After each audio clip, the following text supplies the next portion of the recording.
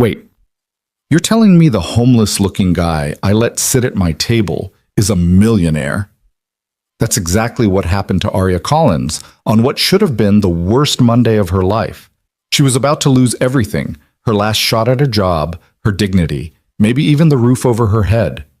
But when she offered her table to a tired stranger in a cafe full of people who looked right through him, she had no idea she was letting in a tech mogul worth $47 million, testing whether kindness still existed in this brutal city. Stay until the end to see how one moment of decency changed two lives forever. And comment your city below so I can see how far this story travels. The Monday morning rain came down like the city was trying to wash itself clean and failing miserably. Aria Collins stood outside the Brew and Bean Café on 7th Street, staring through the fogged-up windows at a sea of occupied tables, and felt the familiar weight of defeat settling into her bones. 27 years old. A graphic design degree that might as well have been printed on toilet paper for all the good it was doing her. $342 in her checking account, a laptop held together with duct tape and prayers, and in exactly 14 minutes, a video interview that represented her last best chance at crawling out of the hole her life had become. She pushed through the door, and the cafe noise hit her like a wall. The hiss of espresso machines, the clatter of ceramic mugs, the overlapping conversations of people who had somewhere to be and the means to get there. The air smelled like burnt coffee and expensive perfume, that particular urban mixture of hustle and desperation. Every single table was taken. Aria's eyes swept the room with practiced efficiency, the kind you develop after months of cafe hopping because you can't afford your own internet. The window seats were occupied by remote workers with dual monitors and noise-canceling headphones, their body language screaming, "Don't even think about it." The communal table in the center was claimed by a group of impossibly young startup guys in Patagonia vests, their MacBooks plastered with company stickers she didn't recognize. The corner booths hosted business meetings, laptops and leather portfolios spread out like territorial markers. And everyone, every single person, had positioned their bags, their jackets, their belongings on the empty chairs beside them like moats around their personal kingdoms. Aria felt the panic starting to rise, that hot tightness in her chest that made it hard to breathe. She pulled out her phone. 11 minutes now. She needed to set up, test her camera, make sure the angle didn't show the water stain on the wall behind her. She needed to look professional, competent, like someone worth hiring. She needed a goddamn table. "Excuse me," she said to a woman near the door, gesturing to the empty chair across from her. "Would you mind if I'm waiting for someone," the woman said without looking up from her phone. Her tone made it clear the conversation was over before it started. Aria moved deeper into the cafe. A man in a tailored suit had 3 chairs around him covered with his coat, his gym bag, and what appeared to be his lunch. She didn't even bother asking. "Hi, sorry, is anyone taken?" said a girl who couldn't have been more than 23, blonde highlights and designer sneakers, not even glancing up from her Instagram feed. Aria's laptop bag felt like it weighed 100 pounds. Her throat was tight. 9 minutes. She could feel the eyes of the baristas on her, the way service workers can always spot desperation. One of them, a guy with a beard and full-sleeve tattoos, gave her a sympathetic look that somehow made it worse. She was about to give up, about to walk back out into the rain and take the interview sitting on the curb like the failure she was rapidly becoming when she spotted it. A small 2-person table near the back. A woman sat there alone, maybe early 30s, absorbed in something on her phone. There was an empty chair across from her, not covered with a bag, not claimed with a jacket, just empty. Aria approached like she was defusing a bomb. "Excuse me," she said, her voice smaller than she wanted it to be. "I'm so sorry to bother you, but would it be okay if I sat here? I have an interview in a few minutes, and everywhere else is—" The woman looked up. She had the kind of face that made you immediately trust her, warm brown eyes and a quick smile. "Oh, honey, of course. Sit. I'm just killing time anyway." Aria nearly cried with relief. "Thank you so much. I promise I won't bother you. I just need to—" "You're fine. Seriously. Good luck with your interview." The woman gathered her own belongings to make more room. "Knock 'em dead." Aria sat up with shaking hands. 7 minutes. She positioned her laptop, opened it with the careful reverence of someone handling a religious artifact, and pressed the power button. Nothing happened. She pressed it again. Still nothing. The black screen stared back at her like a dead eye. "No," she whispered. "No, no, no, come on." She tried the power button 3 more times, each press more desperate than the last. Nothing.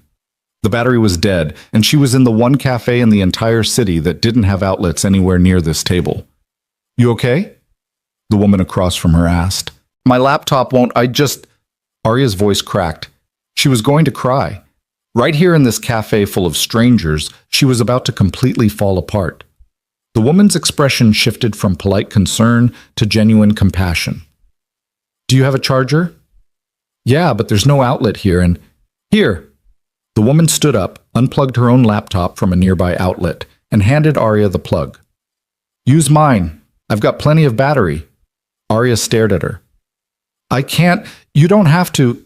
"Yes, you can. Plug in. How long until your interview?" 6 minutes. "Then move. Plug it in." Arya scrambled to connect her charger, her hands still shaking. The laptop screen flickered to life with agonizing slowness. 3 minutes.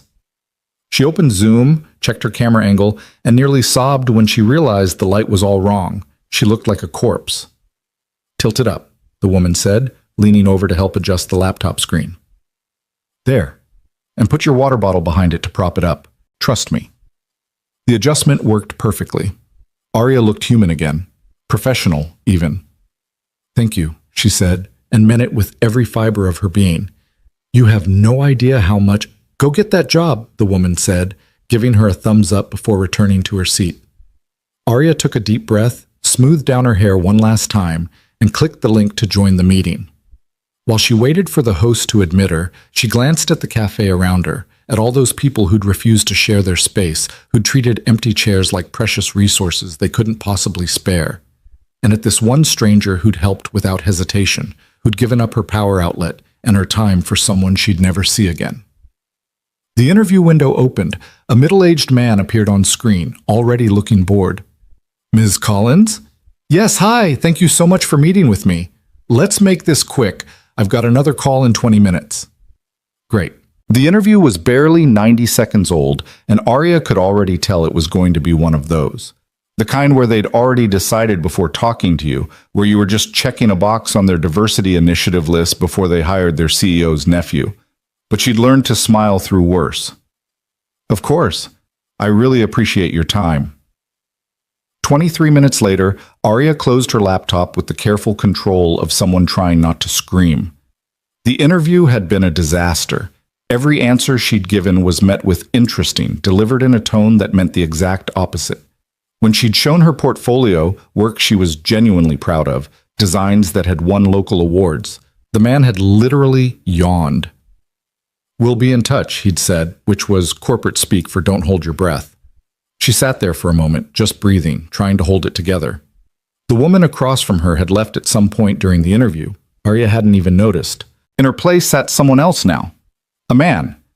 Maybe late 30s, though it was hard to tell. He looked tired in a way that went deeper than just lack of sleep. Worn gray jacket that had seen better days, jeans with a frayed hem, scuffed work boots that had mud dried on the sides. His hair was dark and messy, like he'd barely bothered to comb it. He had the kind of face that could have been handsome if he smiled, but right now he just looked hollow. He was staring at his phone with an expression Arya recognized intimately. The look of someone checking their bank account and not liking what they saw.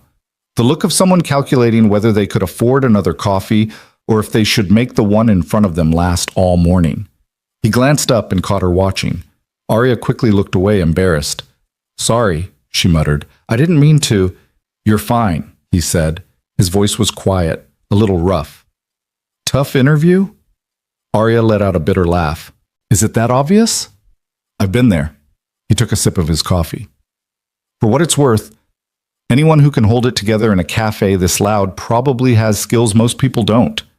It was such a simple thing to say, but something about it, the kindness in it, the unexpected grace, made Arya's eyes sting with tears she absolutely refused to let fall. "Thanks," she managed. "I needed to hear that." They sat in silence for a moment.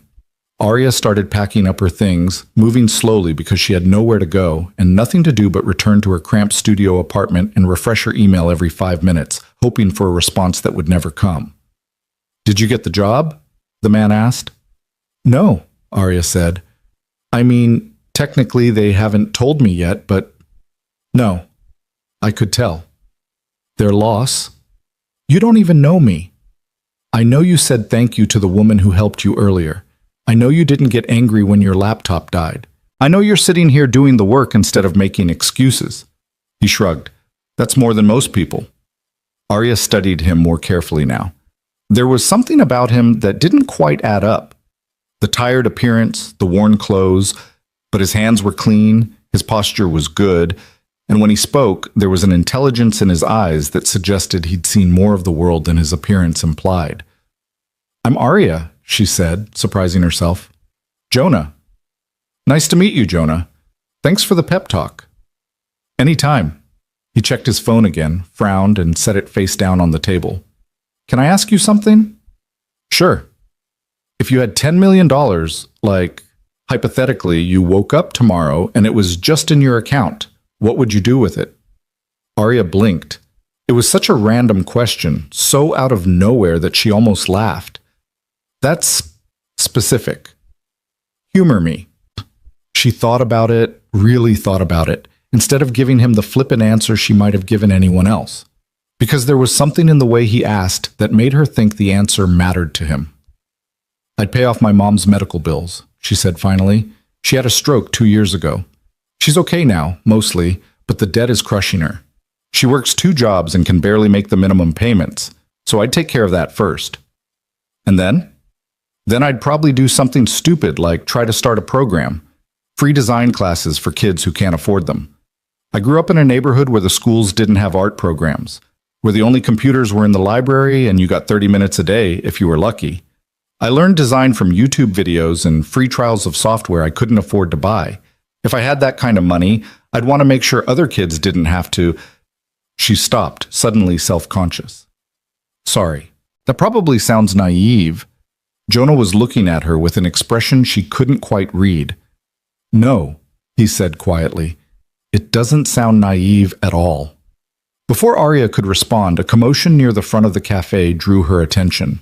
A group of young guys, early 20s, wearing the tech bro uniform of hoodies and expensive sneakers, had just walked in and claimed the communal table. They were loud, entitled, dropping brand names like they were confetti. "So I told the recruiter, if it's not at least $150K, don't even bother sending me the offer," one of them said, loudly enough that half the cafe could hear. "Bro, that's minimum," another one agreed. "You're worth at least $200K with your skills."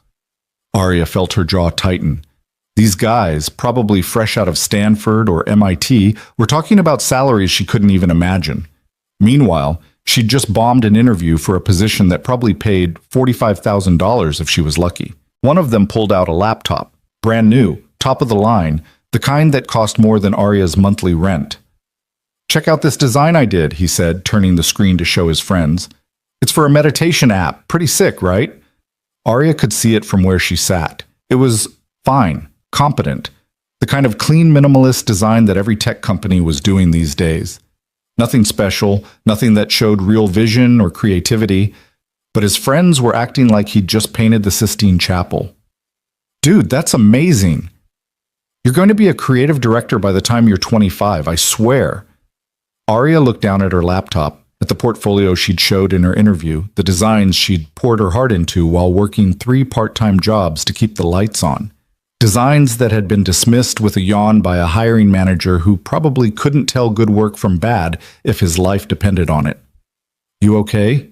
Jonah asked quietly. She realized her hands were clenched into fists on the table. "Yeah, fine, just it's frustrating sometimes. Watching people who've had every advantage act like they earned it all themselves." "Tell me about it." There was something in his voice, a bitterness that matched her own.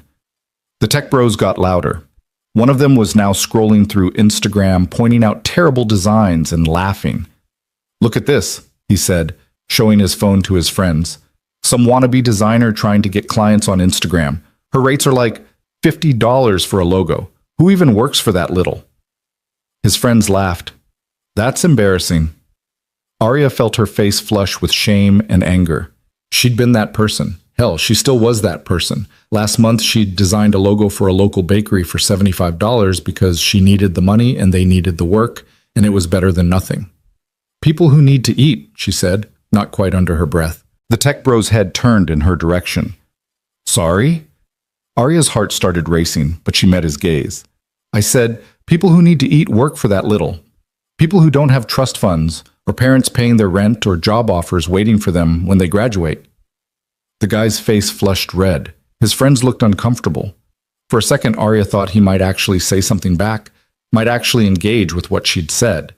Instead, he turned back to his friends and said, loudly enough that she could definitely hear, Jesus, bitter much? They all laughed. Arya wanted to sink through the floor. Hey, Jonah said. His voice was still quiet, but there was steel in it now. They're not worth it. Easy for you to say. Is it? He looked at her with those tired eyes. You think I haven't been where you are? You think I don't know what it's like to watch people with half your talent get twice your opportunities? I don't know what you know, Arya said, more sharply than she intended. I don't know you at all. Fair enough. Jonah stood up, picking up his coffee cup. For what it's worth, though, those guys will be managing startups into the ground in 5 years. But someone with your perspective, your empathy, your actual understanding of what it means to struggle, that's the person who ends up making things that matter. He started to walk away, then paused. And Arya? That program you talked about, the free design classes for kids? If you ever actually try to make that happen, let me know. I'd like to help. He walked toward the exit before she could respond, disappearing into the mid-morning crowd. Arya sat there, staring after him, trying to figure out what had just happened. A man who looked like he was barely scraping by had just offered to help her fund an imaginary nonprofit. Either he was delusional or what? She shook her head, dismissing it. It didn't matter. She'd probably never see him again anyway. That was how the city worked, brief moments of connection that dissolved as quickly as they formed, ships passing in the night. She finished packing her laptop, unplugged her charger, and glanced back at the table where she'd sat. The woman who'd helped her was long gone. Jonah was gone. Soon she'd be gone too. And this would just be another Monday morning in a long string of Monday mornings. Another rejection in a portfolio of failures. Arya was almost to the door when she heard one of the tech bros say something that made her stop. Yo, wasn't that Jonah Reed? Wait, the Jonah Reed? No way. I'm telling you, I saw his picture in TechCrunch last month. That was definitely him. Arya's blood ran cold. She turned slowly, watching as one of the guys pulled up an article on his laptop. Holy shit, it is him. It says here he's worth like $47 million. He founded Reed Labs, that massive design platform. Dude's a legend. What the hell is he doing in a random cafe dressed like that? Testing new features, maybe? Going undercover? Rich people are weird, man. Arya stood frozen in the doorway, her mind racing. Jonah Reed. That Jonah Reed. The founder of Reed Labs, the platform she'd been using for years. The company she'd dreamed of working for since college. The tired man in the worn jacket who'd asked her about $10 million and listened to her talk about helping kids. The man she'd just dismissed as probably delusional. She pulled out her phone with shaking hands and typed Jonah Reed Labs into Google. The first image that came up was him, same face, same dark hair, but in a sharp suit, standing in front of a company logo looking like exactly what he was. A millionaire tech founder who'd revolutionized the design industry. The article was dated 3 weeks ago. The headline read, Single Dad and Tech Titan, How Jonah Reed Balances Raising His Son Alone While Running a Multi-million-dollar Company. Arya read it twice, then 3 times, her heart pounding. 3 years ago, his wife had died in a car accident, leaving him a widower with a 4-year-old son. He'd taken a year off from his company to be there for his kid, then came back and somehow managed to double the company's value while being a full-time father. He was famous in tech circles for being notoriously private, for refusing to do press unless absolutely necessary, for choosing his son over networking events, and for apparently disguising himself as an ordinary person and hanging out in cafes. The article quoted him, I got tired of people treating me like a wallet with legs. I wanted to remember what it felt like to just be a person, to see if kindness still existed when there was no benefit to being kind. Arya felt like she'd been punched in the stomach. She'd offered her table to him, not because she knew who he was, not because she wanted anything from him, but because he'd looked tired and the cafe was crowded and it was the decent thing to do. And he'd noticed. He'd asked her that question about the $10 million because he was testing her, seeing what she'd say, seeing if she was like everyone else he met, people who saw dollar signs instead of humans. And she'd told him the truth about her mom, about wanting to help kids who came from nothing like she had. She'd passed some kind of test she hadn't known she was taking. Arya stood in that doorway for a long time, until the barista came over and asked if she was okay, until the morning rush started to die down and the cafe began to empty out. She had no idea what to do with this information. Jonah Reed, the Jonah Reed, had offered to help her with a program that didn't exist, had said he wanted to be involved. Had he meant it? Or was it just something rich people said, words without weight? She pulled up the Reed Labs website on her phone, found the contact page, stared at the email address for their community outreach department. Her finger hovered over it. What would she even say? "Hi, I met your CEO in a cafe this morning, and he said I should contact him about my imaginary nonprofit." They'd laugh her out of the inbox. But then she remembered his eyes when he'd said it, the way he'd looked at her when she'd talked about helping kids. There had been something real there, something that transcended the test or the disguise or whatever game he'd been playing. He'd seen her, really seen her, not as a desperate job seeker or a struggling designer or a charity case, just as someone trying to do good in a world that made it increasingly hard to do good. Arya put her phone away. She didn't send the email, not yet. She needed to think, to process, to figure out what it meant that for just a few minutes this morning, she'd sat across from one of the most successful men in the tech industry and treated him like an equal, like a person.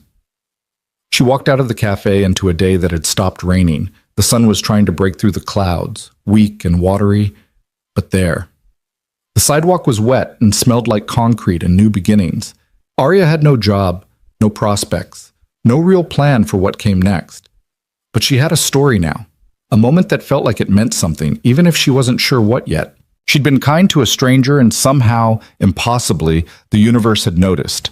As she walked away, she didn't see Jonah Reed standing in the doorway of the building across the street, watching her go. Didn't see the small smile on his face or the way he pulled out his phone and typed a quick message to his assistant. "Found someone interesting today. Let's see if she follows through." He'd given her a thread. The question was whether she'd be brave enough to pull it. 3 days passed before Arya could bring herself to open her laptop again. She'd spent those 72 hours in a fog of uncertainty, replaying the cafe encounter in her mind until the details blurred together like watercolors in rain. Had it really happened? Had she really sat across from Jonah Reed, shared her dreams with him, been so casually honest about what she'd do with money she'd never have? The whole thing felt increasingly surreal the more distance she got from it. Her studio apartment seemed smaller than usual, the walls pressing in with their peeling paint and water stains that the landlord refused to fix. Arya sat on her second-hand couch, the springs groaning under her weight, and stared at her closed laptop like it might bite her. Finally, on Thursday afternoon, she opened it. 63 new emails. 62 were spam, promotional garbage, and automated rejections from jobs she'd applied to weeks ago. The 63rd was from her mother. "Hi, sweetheart," it read. "Just checking in. How did the interview go on Monday? I've been praying for you. Love you so much. Don't forget to eat real food, not just ramen. Mom." Arya closed her eyes against the guilt that washed over her. She hadn't told her mom about the failed interview, hadn't told her that the job search was going nowhere, that the savings account was dwindling, that some nights Arya lay awake doing math in her head and coming up short every single time. Her mom had enough to worry about. The medical bills were crushing her, exactly like Arya had told Jonah. Catherine Collins worked as a home health aide during the day and cleaned office buildings at night, and every penny she made went toward debt she'd never asked for, debt that had arrived wrapped in a stroke she hadn't seen coming. Arya typed out a response. "Interview went okay. Still waiting to hear back. I'm eating fine. I promise. Love you." All lies, except for the last part. She was about to close the laptop when curiosity got the better of her. She pulled up Read Labs again, navigated past the slick corporate homepage to the About Us section. There was Jonah's photo, professional and polished, so different from the tired man in the gray jacket that it almost seemed like a different person entirely. But it wasn't. Same eyes, same jawline, same mouth that had offered her kindness when she'd needed it most. She read his bio.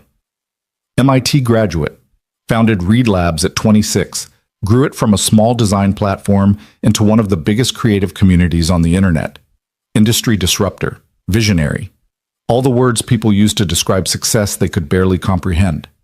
And then, at the bottom, Jonah lives in the city with his son, Theo, and believes that great design should be accessible to everyone, not just those who can afford expensive software. Accessible to everyone. The words echoed what he'd said to her, about people with her perspective being the ones who made things that mattered. Had he meant it? Or was it just good PR? The kind of thing successful people said to make themselves seem more human. Arya clicked over to the careers page almost without meaning to. There were dozens of open positions: senior designer, product manager, engineering lead, all of them requiring years of experience she didn't have, expertise in systems she'd never touched, qualifications that might as well have been written in a foreign language. But then, at the bottom of the list, she saw something that made her breath catch. Creator Community Advocate, entry level. She clicked on it, her heart hammering. Read Labs is looking for someone who understands the struggles of independent creators, particularly those from underrepresented backgrounds. This role will focus on building programs, scholarships, and resources for designers who are just starting out. We want someone who's lived the experience, not just studied it. Someone who knows what it's like to create with limited resources and maximum determination. Arya read it 3 times, then 4. Then she scrolled down to the requirements. Required: passion for design and community building. Understanding of the challenges facing emerging creators. Excellent communication skills. Ability to empathize with people from diverse backgrounds. Preferred: portfolio demonstrating design work. Experience with social media and community engagement. Bachelor's degree or equivalent experience. Nothing about 5 years of corporate experience. Nothing about expertise in enterprise software. Just passion. Understanding. Empathy. Things she had in abundance, even if her bank account suggested otherwise. The posting was dated that morning, 3 days after her encounter with Jonah Reed. Coincidence? Or something else? Arya's hand moved to the Apply Now button, then stopped. What if this was a trap? What if she applied and they laughed at her presumption, this nobody who'd had one conversation with their CEO and thought it meant something? What if Jonah didn't even remember her? But then she thought about what he'd said, about people with her perspective being the ones who ended up making things that matter, about wanting to help if she ever tried to make that program happen. This was that. This position was literally everything she'd described to him, everything she'd said she'd do if she had the resources. And he'd posted it 3 days after meeting her. Before she could talk herself out of it, Arya started typing. Not a corporate cover letter, not the kind of polished, impersonal application she'd been sending out for months. Something real.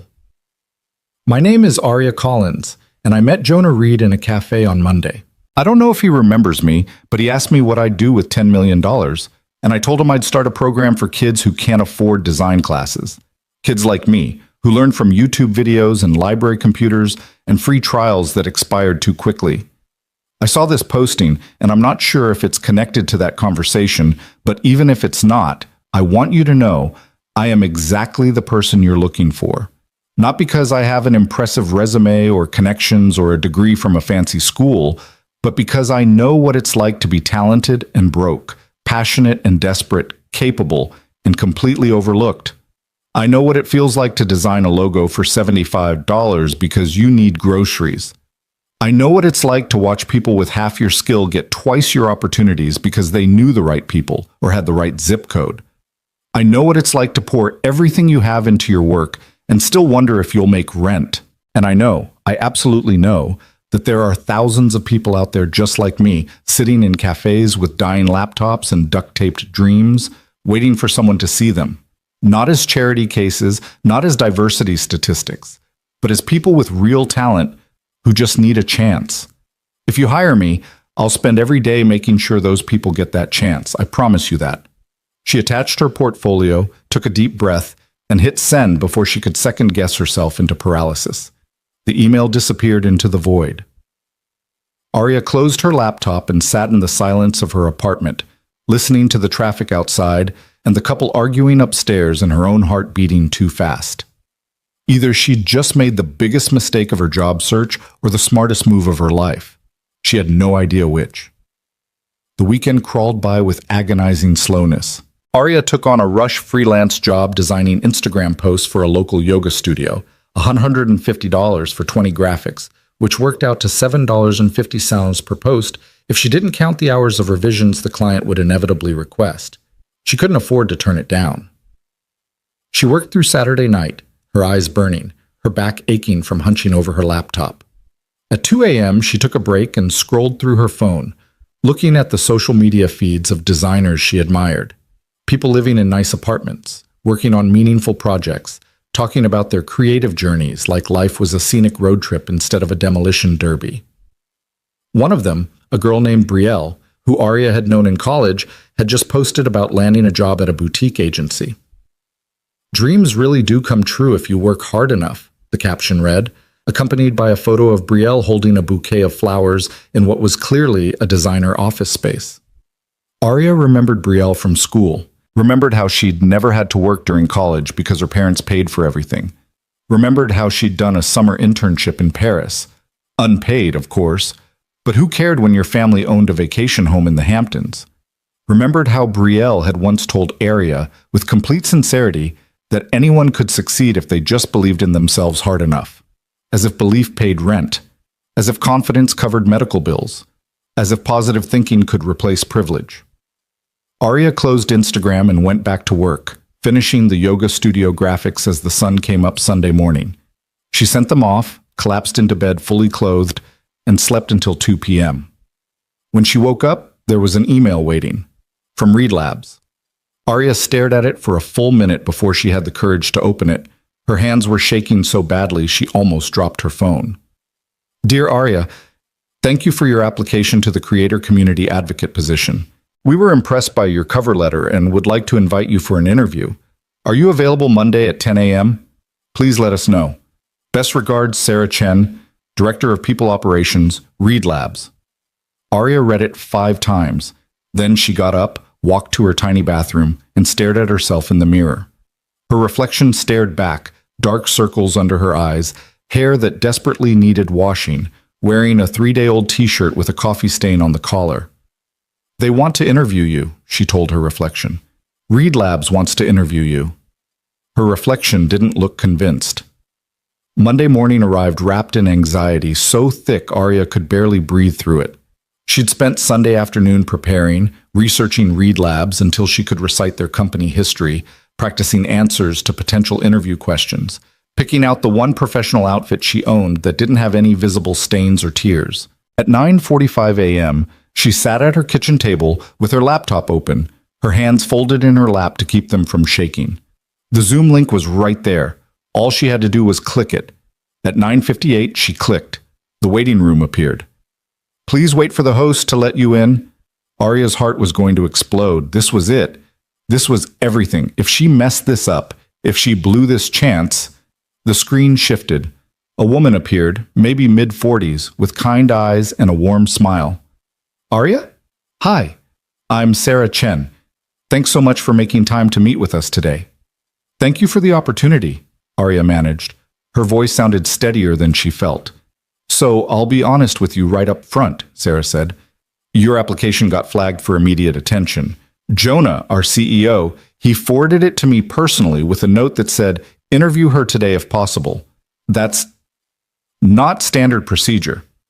So I'm very curious about you." Arya's face flushed. "I met him briefly last week. I wasn't trying to use that connection or anything. Arya," Sarah's voice was gentle. "Relax. You're not in trouble. Jonah's not the kind of person who calls in favors for people unless he sees something real. The fact that he remembered you and thought to send your application my way, that tells me something. What does it tell you? That you made an impression, a genuine one. Sarah leaned forward slightly. So let's start simple. Tell me about yourself. Not the resume version, the real version. Arya took a breath. Then she told her story. Not the sanitized version she usually gave in interviews, but the truth. Growing up in a neighborhood where art classes were a luxury no one could afford, learning design from borrowed library books and pirated software she wasn't proud of using but couldn't afford not to. Working 3 jobs through college, sleeping 4 hours a night, graduating with honors and $30,000 in debt. She told Sarah about the endless job applications that went nowhere, the interviews where she could feel them judging her cheap laptop and bargain store clothes, the clients who tried to pay her in exposure, the ones who did pay but demanded endless revisions for poverty wages. The slow, grinding realization that talent wasn't enough, that in this industry, who you knew mattered more than what you could do. And then last Monday, Arya said, I had this interview that went terribly. I was sitting in a cafe afterward, feeling pretty hopeless, and this man sat down at my table. He looked tired. He looked like maybe life had kicked him around too. And he asked me what I'd do with $10 million. What did you tell him? The truth, that I'd pay my mom's medical bills and start a program for kids like me, kids who have the talent but not the access. Arya met Sarah's eyes through the screen. I didn't know who he was at the time. I found out later. But even if I'd known, my answer would have been the same. Sarah nodded slowly. Jonah mentioned that. He said you were the first person in years who didn't immediately start talking about real estate and luxury cars. I don't care about those things. What do you care about? Making sure the next kid like me doesn't have to fight as hard as I did. Making sure talent gets recognized regardless of where it comes from. Arya's voice strengthened. I care about building a community that actually supports its members instead of just using them for content. I care about creating resources that people can actually afford. I care about... She stopped, suddenly self-conscious. Sorry, I'm probably being too intense. No, Sarah said firmly. You're being honest. That's exactly what we need. She glanced at something off screen. Arya, I'm going to be straight with you. This position, it's brand new. We're creating it specifically because Jonah thinks Reed Labs has become too corporate, too disconnected from the actual creators we're supposed to serve. He wants someone who can build bridges, who can call us out when we're being elitist or exclusive, who can help us remember why we started this company in the first place. That sounds incredible. It also sounds incredibly difficult. You'd be challenging people more senior than you. You'd be advocating for unpopular positions. You'd be the voice in the room saying, wait, have we considered how this affects people who are struggling when everyone else is focused on profit margins and growth metrics? Sarah paused. Not everyone's going to like you for it. I'm used to people not liking me. Are you used to people actively working against you? Arya thought about Brielle, about the tech bros in the cafe, about every hiring manager who'd looked at her cheap clothes and assumed she wasn't worth their time. Yes, she said quietly. I'm used to that too. Sarah studied her for a long moment. Okay, I'm going to do something a little unusual here. Normally we'd have you do multiple interviews, meet the whole team, go through our standard process. But Jonah asked me to skip all that if I thought you were the right fit. He said time matters here, that every day we wait is another day someone like you is struggling because we're not doing our job. Arya's heart stopped. What are you saying? I'm saying the job is yours if you want it. $65,000 a year, full benefits, remote work with optional office days, and a budget to start building the programs you described. You'd report directly to me, but you'd work closely with Jonah on strategy and vision. Sarah smiled. So what do you say? Want to help us do better? Arya couldn't speak. Her throat had closed up entirely. $65,000. Benefits. The ability to actually build the thing she'd only dreamed about. She managed. Yes, absolutely yes. Great. I'll send over the paperwork this afternoon. Can you start in 2 weeks? I can start tomorrow. Sarah laughed. 2 weeks is fine. Use the time to wrap up any current projects. Give yourself a breather. This job is going to be demanding. You should take the rest while you can get it. She paused. Welcome to Read Labs, Arya. I think you're going to do amazing things here. The call ended. Arya sat frozen at her kitchen table, staring at the blank screen, trying to process what had just happened.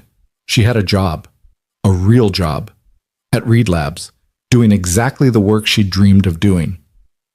And then she burst into tears.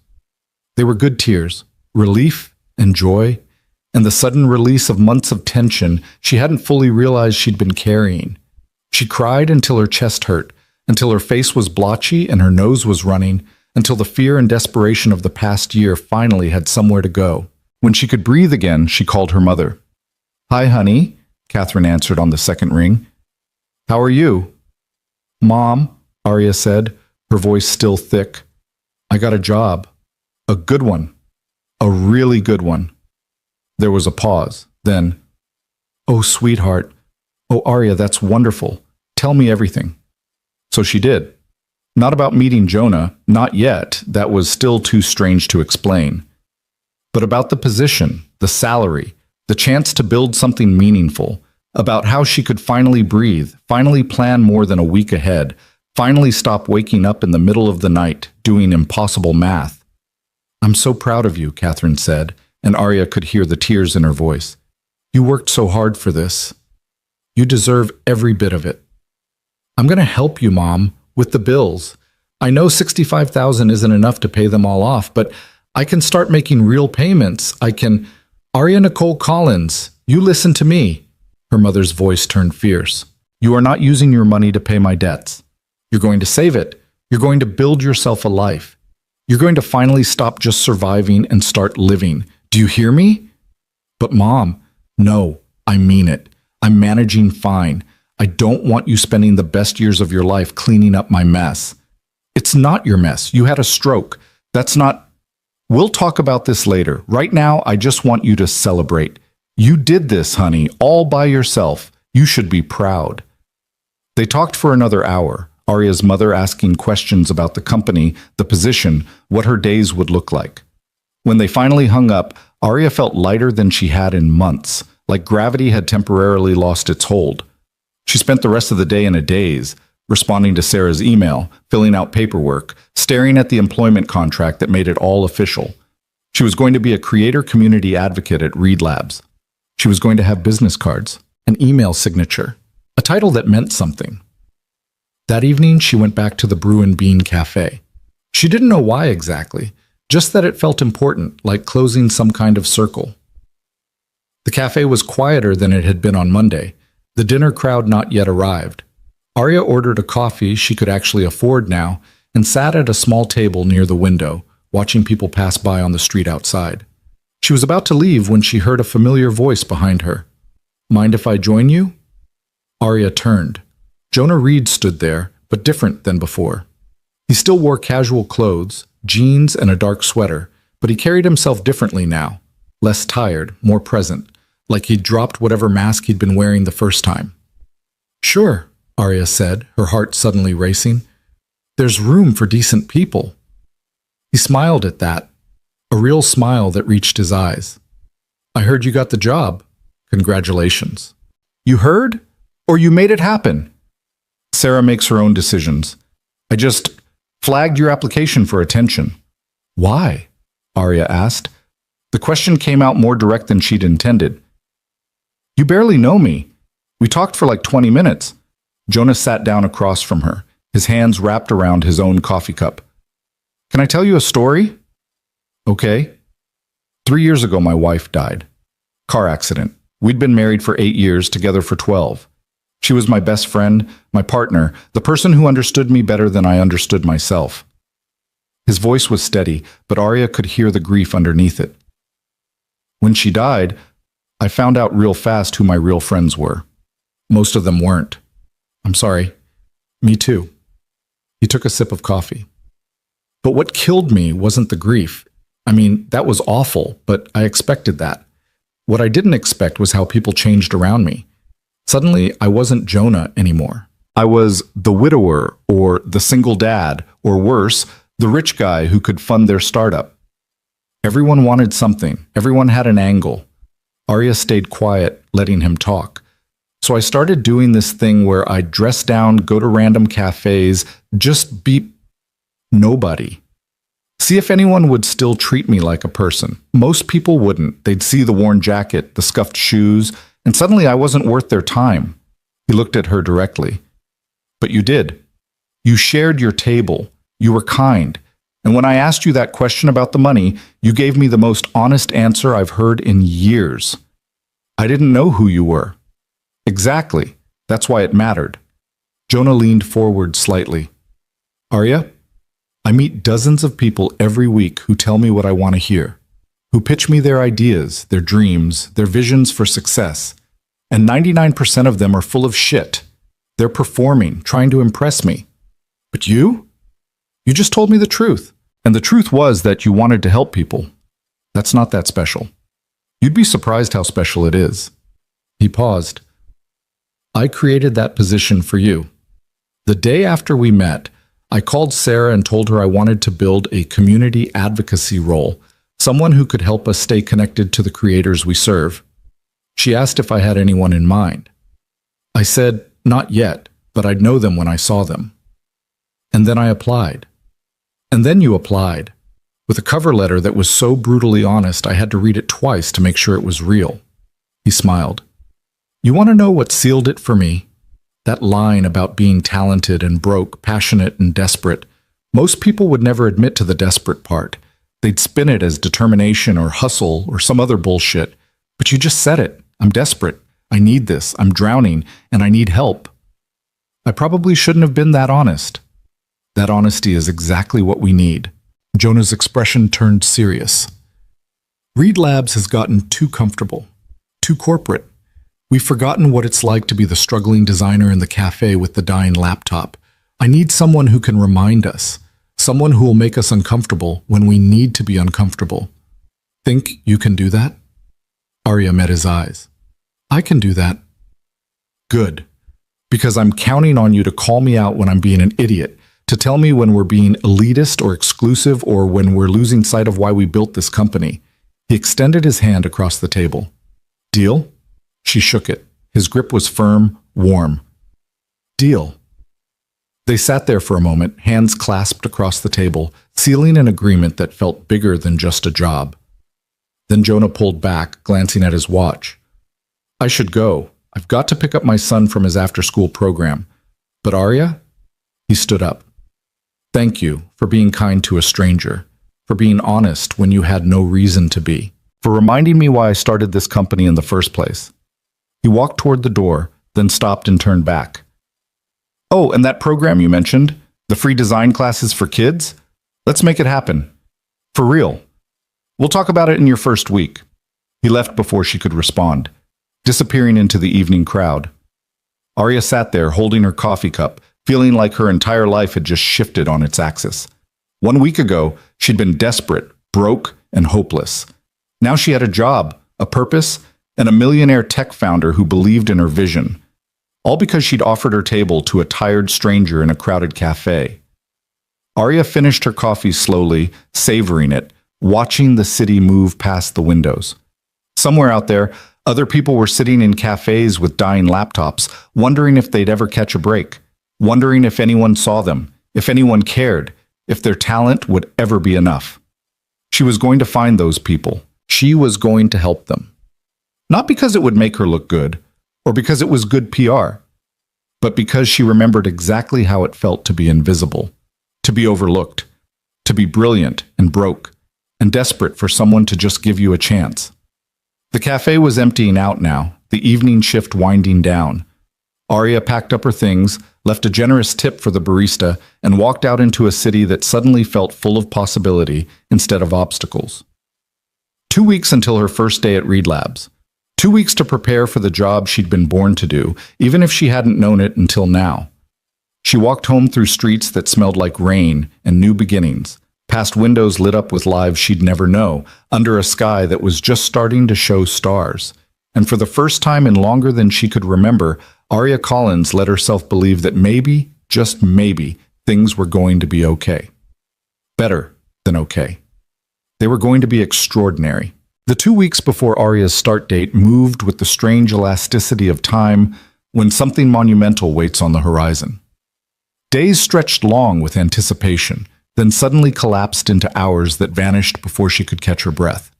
She spent them wrapping up her freelance projects, explaining to confused clients that she was taking a full-time position and trying not to count down the hours like a kid waiting for Christmas morning. On her last Friday as a freelancer, she walked to the bank and deposited the final payment from the yoga studio, $150 that had taken her 40 hours to earn.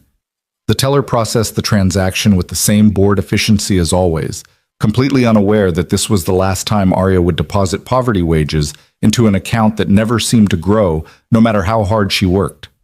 Starting Monday, she'd have a salary. Benefits.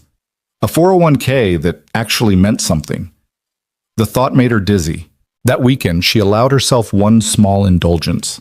She went to a department store, not the thrift shop she usually haunted, but an actual department store with fluorescent lights and price tags that didn't require intense calculation, and bought 2 new shirts for work. Nothing extravagant, just clean button-downs in colors that didn't scream desperation.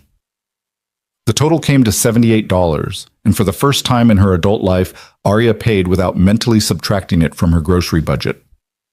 Sunday night, she couldn't sleep. She lay in bed staring at the ceiling, watching car headlights sweep across the water-stained plaster, wondering if she was ready for this. What if she failed? What if she got there and realized she was in over her head, that Jonah had made a mistake, that she wasn't actually qualified to do any of this? At 3 a.m., her phone buzzed, a text from an unknown number. Can't sleep either? First days are terrifying. You're going to be great. See you tomorrow. Jonah. Arya stared at the message for a full minute before typing back. How did you get my number? Sarah gave it to me. Hope that's okay. Probably should have asked first. It's okay. Thanks for the pep talk. Anytime. Also, fair warning, I'm bringing Theo to the office tomorrow. He wanted to meet Dad's new friend. Hope you're okay with 7-year-olds who ask approximately 400 questions per hour. Arya smiled in the darkness. I think I can handle it. Famous last words. Get some sleep, Arya. Tomorrow's going to be good. She did sleep after that, finally, her anxiety eased by the knowledge that even millionaire CEOs got nervous before important days. When her alarm went off at 6 a.m., she felt almost ready. The Reed Labs office was downtown, a converted warehouse with exposed brick walls and floor-to-ceiling windows that let in cascades of morning light. Arya arrived at 8:45, 15 minutes early, her new shirts pressed and her portfolio bag clutched against her chest like armor. The lobby was sleek but welcoming, all clean lines and warm wood tones. A receptionist with purple hair and a genuine smile greeted her immediately. You must be Arya. We've been expecting you. I'm Maya. Welcome to Reed Labs. She came around the desk to shake Arya's hand. Sarah's just finishing up a call, but she asked me to get you set up with your badge and show you around. Sound good? Sounds great. Arya tried to match Maya's energy, her enthusiasm, even though her hands were shaking. Maya handed her a badge on a lanyard, white with the Reed Labs logo and her name printed underneath. Arya Collins, Creator Community Advocate. Seeing it in print made it real in a way nothing else had. Okay, so quick tour, Maya said, leading her through a security door into the main office space. Kitchen's on the left, coffee's free, obviously, and we stock the fridge with lunch stuff on Wednesdays. Conference rooms are down that hall, but most people just grab the collaboration spaces if they need to meet. Your desk is over here. They wove through an open floor plan that managed to feel spacious despite being full of people. Designers hunched over tablets, developers typed rapidly with headphones on, small groups clustered around whiteboards covered in sketches and diagrams. The energy was focused but not frantic, purposeful without being oppressive. Here you go, Maya said, stopping at a desk near the windows. Jonah specifically requested you get one with natural light. Said something about how creative people need sunlight. Anyway, your computer's all set up, login info is in that envelope, and if you need anything at all, just message me. I'm in the company Slack as @MayasMagic. Arya set down her bag and stared at the setup. A new laptop, not the cheap model, but the same high-end machine she'd seen other designers using. A second monitor. A comfortable chair that probably cost more than her couch. A small plant in a ceramic pot with a note attached. Welcome to the team. Sarah. This is really mine? She asked. Maya laughed. Yeah, it's really yours. Oh, and heads up, Jonah usually does welcome coffee with new hires around 10. He'll probably swing by then. Until then, Sarah wanted you to start with the onboarding modules. But honestly, take your time settling in. First days are overwhelming enough without rushing through paperwork. She left with a wave, and Arya sat down in her new chair at her new desk in her new job, trying to process that this was actually happening. Around her, the office hummed with activity. People passed by, some offering friendly nods or quick welcome aboard greetings. No one looked at her like she didn't belong. No one seemed surprised to see her there. She was just another person with a desk and a purpose. The feeling was intoxicating. Arya spent the next hour setting up her workspace, going through the onboarding modules, reading through the company handbook. Reed Labs had generous vacation policies, comprehensive health insurance, and a whole section on work-life balance that actually seemed sincere. There were employee resource groups, professional development budgets, and a stated commitment to diversity that appeared to be more than just PR speak. At 9:58, Sarah appeared at her desk, immaculate in a navy blazer and carrying 2 coffee cups. Morning, how are you feeling? Honestly, terrified and excited in equal measure. Perfect. That's exactly the right ratio for a first day. Sarah handed her one of the coffees. Vanilla latte, right? I remembered from our video call. The fact that Sarah had noticed, had remembered, made Arya's throat tight. Thank you for all of this. Thank Jonah. He's the one who insisted we move fast on your hire. Sarah perched on the edge of Arya's desk. So here's the plan for today. We're going to keep it light. No pressure, no expectations. I want you to spend time just observing, getting a feel for the company culture. Sit in on some meetings if you want, or just walk around and introduce yourself to people. Your real work starts next week. What exactly is my real work? Arya asked. I mean, I know the job description, but day to day, what does that look like? Sarah's expression turned serious. Honestly, we're still figuring that out. This position is brand new, which means you have a lot of latitude to define it. But broadly speaking, Jonah wants you to be the voice of creators who are struggling to break in. You'll be developing programs, building resources, advocating for changes to our platform that make it more accessible. You'll also be identifying talented designers who might not have traditional portfolios or credentials, people who are getting overlooked by the industry. That's a lot. It is. But you're not doing it alone.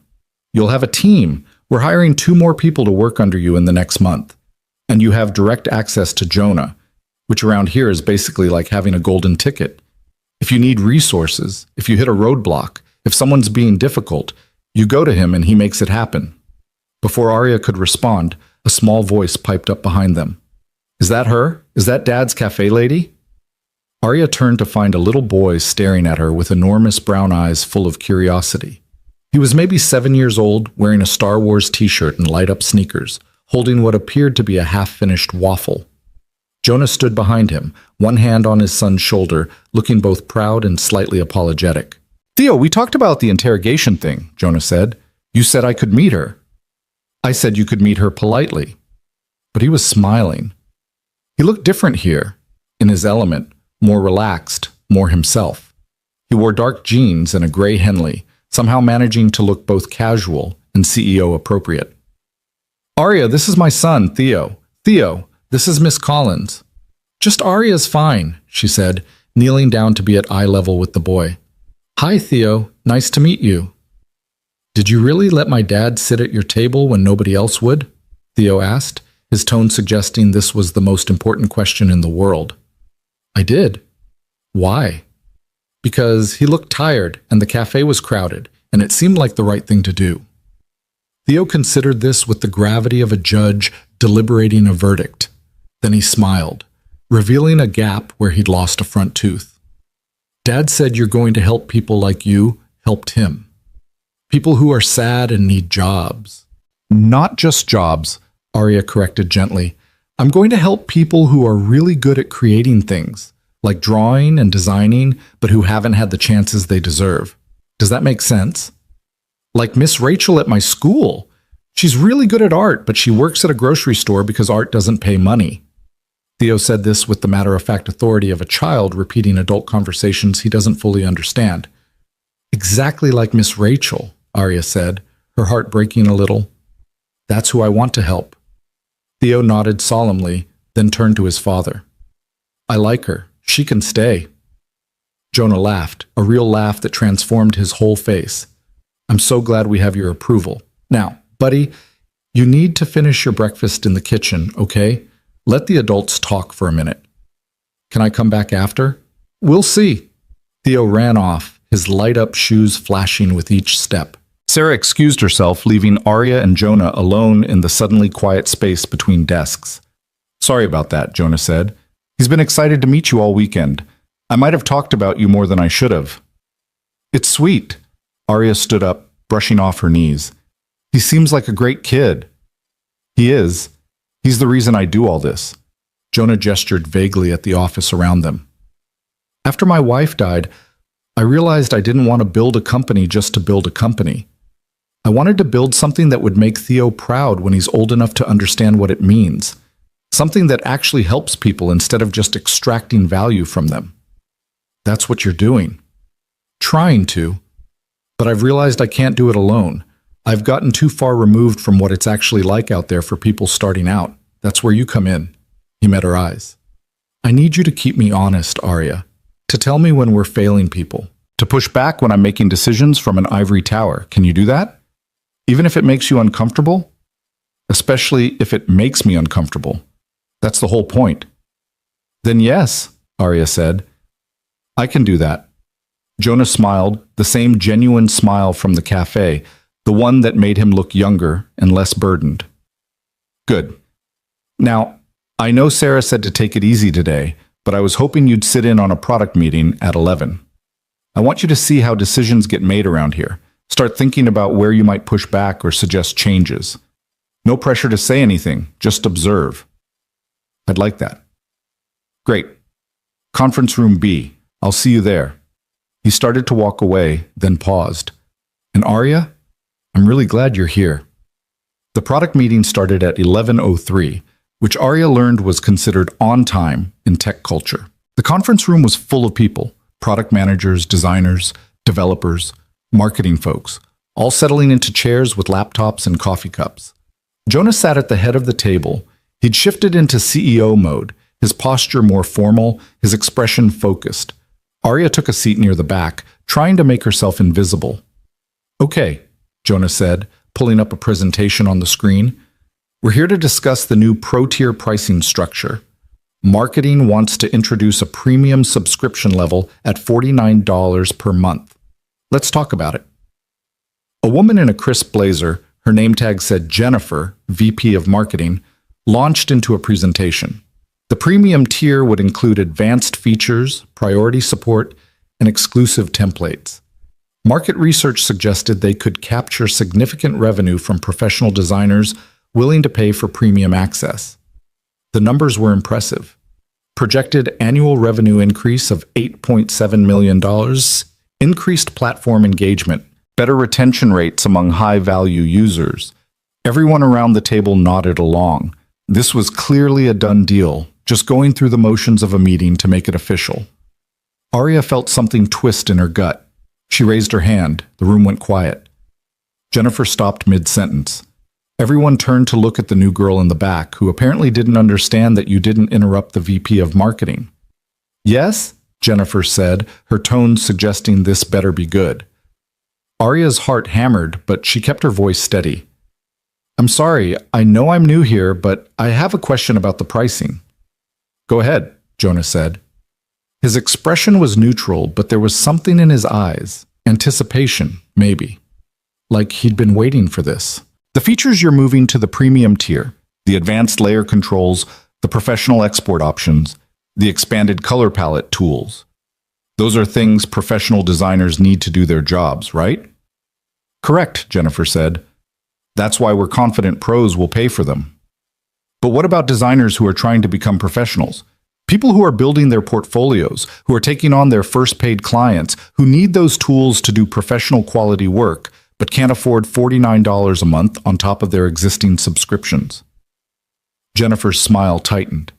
Those users can continue using the free tier or the standard subscription at $19 per month, which doesn't include the professional tools. So basically, you're saying that if you can't already afford professional tools, you can't access professional features, which means you can't produce professional work, which means you can't charge professional rates, which means you can't afford professional tools.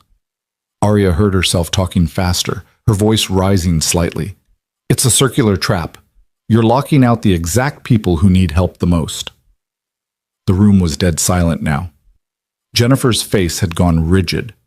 A few people were typing rapidly on their laptops, probably slacking each other about the new girl's audacity. That's an interesting perspective, Jennifer said in a tone that meant the opposite. But from a business standpoint, Jonah interrupted quietly, Arya's right. Jennifer turned to him, clearly surprised. Jonah, we've been over the numbers.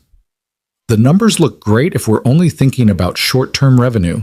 But what's our mission statement, Jennifer? To democratize design and empower creators. And are we empowering creators by putting professional tools behind a paywall most struggling designers can't afford? Jennifer opened her mouth, closed it, opened it again. We still need to be profitable. Agreed. So let's find another way. Jonah leaned forward, his CEO persona fully engaged now. Here's what we're going to do. Keep the premium tier, but move the professional features back to the standard $19 level. The premium tier focuses on convenience features, extra storage, priority rendering, advanced collaboration tools, things that are nice to have, but not essential for producing quality work. That's going to cut our projected revenue in half, Jennifer protested. Maybe, or maybe it's going to build the kind of loyalty and word of mouth that brings in more users overall. Maybe we'll be known as the platform that doesn't gatekeep talent behind money. He glanced at Arya. What do you think? Would that work better? Arya felt every eye in the room on her. Yes, she said. That would work much better. And if you want to increase revenue, maybe look at the enterprise tier for companies and agencies. They have budgets. Charge them more. But don't make individual creators choose between paying rent and accessing the tools they need to build careers. Jonah smiled. There you go. Jennifer, can you rework the proposal with those changes? Jennifer looked like she wanted to argue, but she just nodded tightly. I'll have something by end of week. Great. Thanks, everyone. The meeting broke up. People filed out, several casting curious or annoyed glances at Arya. She stayed seated, suddenly exhausted, wondering if she'd just made a terrible mistake on her first day. Jonah waited until the room had cleared, then closed the door and sat down across from her. How are you feeling? He asked. Like I might have just made enemies of your entire marketing department. Probably, but you also just proved exactly why I hired you. He leaned back in his chair. Do you know how many meetings I've sat in where everyone just nods along, agreeing with whatever the senior people say, even when the senior people are wrong? Too many. We've gotten complacent. We've forgotten what it's like to be the struggling designer choosing between software and groceries. Jennifer's going to hate me. Jennifer will get over it, and if she doesn't, that's her problem, not yours. Jonah's expression softened. Arya, you did exactly what I asked you to do. You made me uncomfortable. You called out a decision that went against our values. That's your job now. Some people aren't going to like it, but that doesn't mean it's wrong. I remember what it was like, needing those tools and not being able to afford them, having to choose between a software subscription and my phone bill. I don't want other people to have to make those choices. And now you're in a position to actually change that. He stood up. Come on, let me show you something. Jonah led her through the office to a smaller conference room tucked away in a corner. Inside, the walls were covered with printouts, photos, screenshots, testimonials from Read Labs users. Hundreds of them, maybe thousands, arranged in a collage that covered every available surface. This is my reminder, Jonah said. Every single one of these is a creator who wrote to us about how Read Labs changed their life, how they got their first client, landed their first job, finally saw themselves as real designers. I come here when I need to remember why we do this. Arya walked along the walls, reading the stories. A single mother in Ohio who'd built a freelance career from her kitchen table, a teenager in rural Montana who'd gotten into design school on the strength of her Reed Labs portfolio. A middle-aged man who'd switched careers after 20 years in retail, using free tutorials and affordable software to reinvent himself. These are the people we serve, Jonah said. Not the ones who can drop $49 a month without thinking about it. These are the people who count every dollar, who fight for every opportunity, who have talent and drive but not privilege. This is who you're here to protect. Arya touched one of the photos. A young woman holding a laptop, grinning at the camera, caption reading, "Got my first design job today. Thank you, Reed Labs, for making this possible." "I want to fill this room," she said quietly. "I want so many success stories that we need a bigger wall." "Then let's do it." Jonah moved toward the door. "You've got 2 weeks to settle in, meet the team, learn our systems. Then I want you to come back to me with a proposal. What programs do we need? What resources are missing? What are we doing wrong? And how do we fix it? No holding back. I want your full vision. What if it's expensive? Then it's expensive. Arya, I didn't build this company to hoard money. I built it to make a difference. If your vision requires resources, we'll find them." He paused at the doorway. "Oh, and about Jennifer, don't worry too much. She's ambitious and protective of her territory, but she's not unreasonable. Give her some time to cool down. Maybe grab coffee with her next week, explain where you're coming from. You might be surprised." After Jonah left, Arya stayed in the room for a while longer, reading the stories on the walls. Each one was a life changed, a dream realized, a person who'd been given a chance when others had overlooked them. This was her job now, not just a paycheck or a title, but a genuine opportunity to help people like these, people like her. The weight of it was enormous. The possibility of it was intoxicating.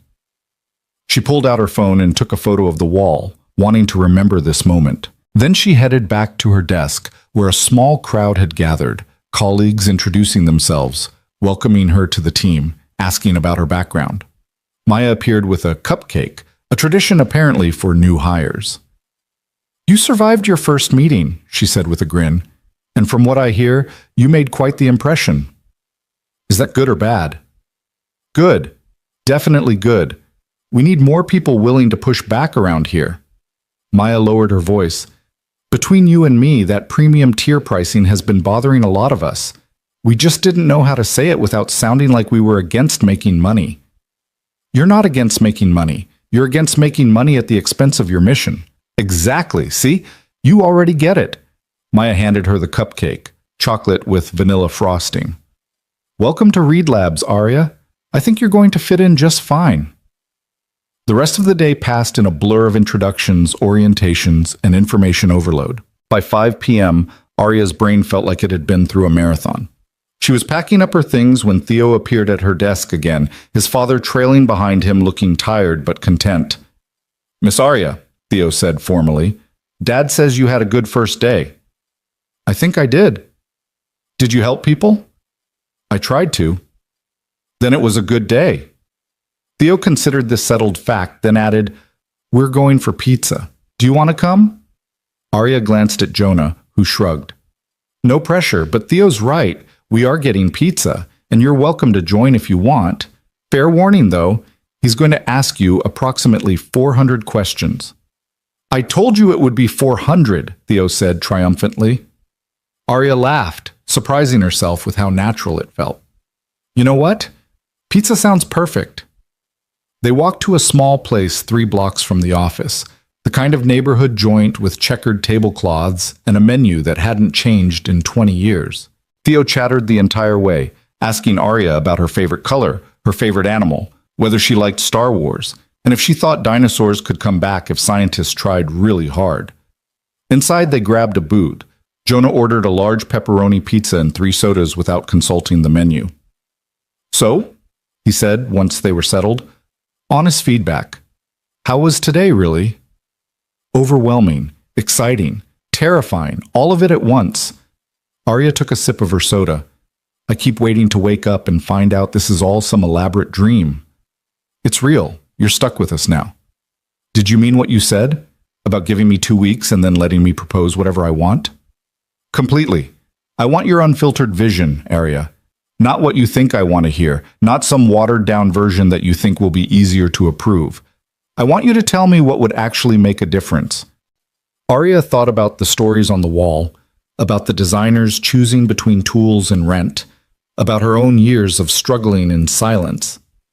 I have ideas, she said. A lot of them, but they're big. They're going to require serious resources and major platform changes and probably pissing off some more VPs. Good.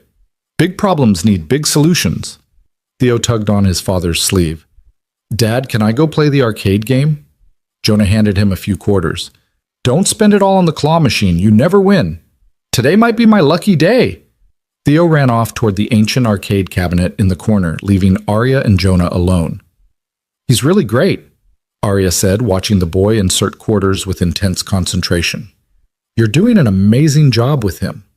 Most days I feel like I'm barely hanging on. Jonah's voice was quiet, honest. Being a single parent is the hardest thing I've ever done. Harder than starting a company, harder than raising capital, harder than anything. Some nights I lie awake wondering if I'm screwing it all up, if he's going to need therapy for all the ways I'm inevitably failing him. He doesn't look like a kid who's being failed. He looks happy, confident, loved. I hope so. I'm trying. He paused. You know what the worst part is? Everyone keeps telling me I need to find a new wife.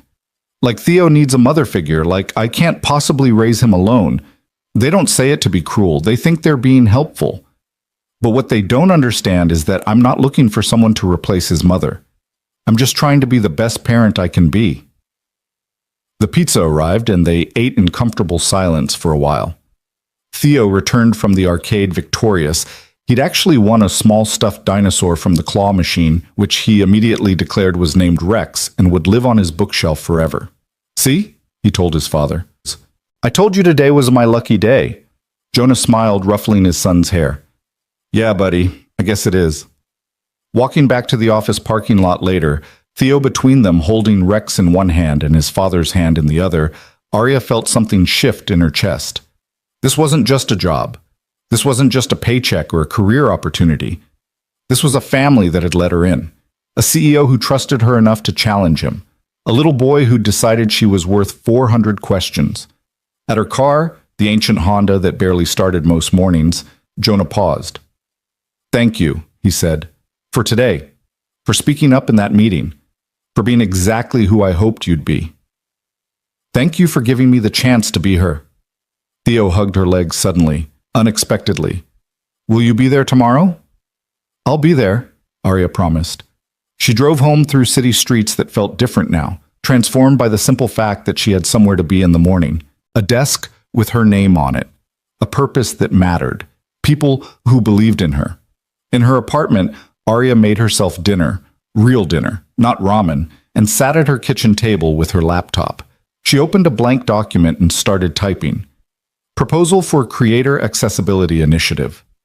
The ideas flowed faster than she could type them. Scholarship programs for designers from low-income backgrounds. Free premium accounts for students and those below the poverty line. Mentorship networks connecting established designers with those just starting out. Resource libraries with tutorials in multiple languages. Office hours where ReadLab staff would review portfolios and give feedback.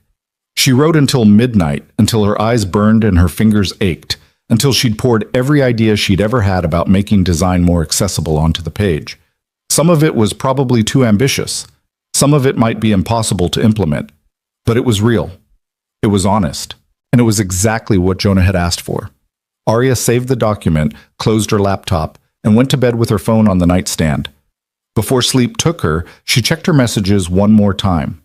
There was a text from Jonah, sent an hour ago. Theo's asleep. He told me you're his new friend and that I should make sure you're happy at work, because good people are hard to find. The kid's got decent instincts. Arya smiled in the darkness and typed back, Tell him Rex is very lucky to have him. See you tomorrow. Tomorrow. A word that used to fill her with dread now filled her with anticipation. Tomorrow she'd go back to Read Labs. Tomorrow she'd keep building something that mattered. Tomorrow she'd continue being the person Jonah had seen in that cafe. Someone who led with kindness, who remembered what it meant to struggle, who hadn't let the world make her bitter. She fell asleep thinking about the wall of stories, about adding new ones, about creating a future where talent mattered more than privilege, and where kindness wasn't a weakness but a superpower. In the morning, everything would begin again, and this time, Arya Collins was ready. The proposal sat on Jonah's desk for 3 days. Arya knew this because she checked her email obsessively, refreshing every few minutes like someone waiting for medical test results. She'd sent it Wednesday evening, all 47 pages of detailed programs, budget projections, implementation timelines, and case studies supporting why each initiative mattered. By Saturday afternoon, she'd convinced herself it was too ambitious, too expensive, too naive. She'd overstepped. She'd misread what Jonah actually wanted. She'd ruined everything before it even began. On Saturday evening, her phone rang. Jonah's name on the screen. "Hello? Can you come to the office tomorrow?" His voice was hard to read. "I know it's Sunday, and I know you should be resting, but I want to talk about your proposal in person. Just you and me." Arya's stomach dropped. "Is it bad?" "Just come in. Around noon, I'll order lunch." He hung up before she could ask anything else. Arya stared at her phone, trying to decode the tone of his voice, the brevity of the call. Was he angry, disappointed, about to fire her after less than 2 weeks? She barely slept that night. Sunday morning arrived gray and drizzly, the kind of weather that matched her mood perfectly. Arya dressed carefully, professional but not trying too hard, and drove to the Reed Labs office with her heart in her throat. The building was mostly empty on weekends, the lobby dark except for security lights. She badged in and took the elevator to the 3rd floor, where Jonah's office overlooked the city. He was already there, standing at the window with his hands in his pockets, staring out at the rain-soaked streets below. On his desk, her proposal sat open, covered in handwritten notes and sticky flags. "Thanks for coming," he said without turning around. "I know this is your day off." "It's fine. I wasn't doing anything important." A lie. She'd been pacing her apartment and catastrophizing. Jonah finally turned to face her. He looked tired, like maybe he hadn't slept well either.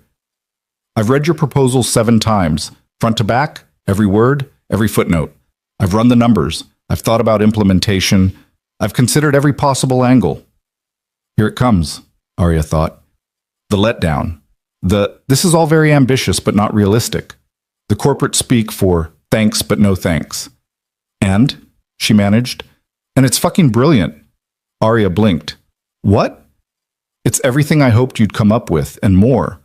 The scholarship program, the income-based pricing tiers, the mentorship network, the resource library, all of it. You didn't hold back. You didn't play it safe. You gave me exactly what I asked for." He picked up the proposal, flipping through the marked pages. This section about partnering with community colleges and vocational schools to identify talent?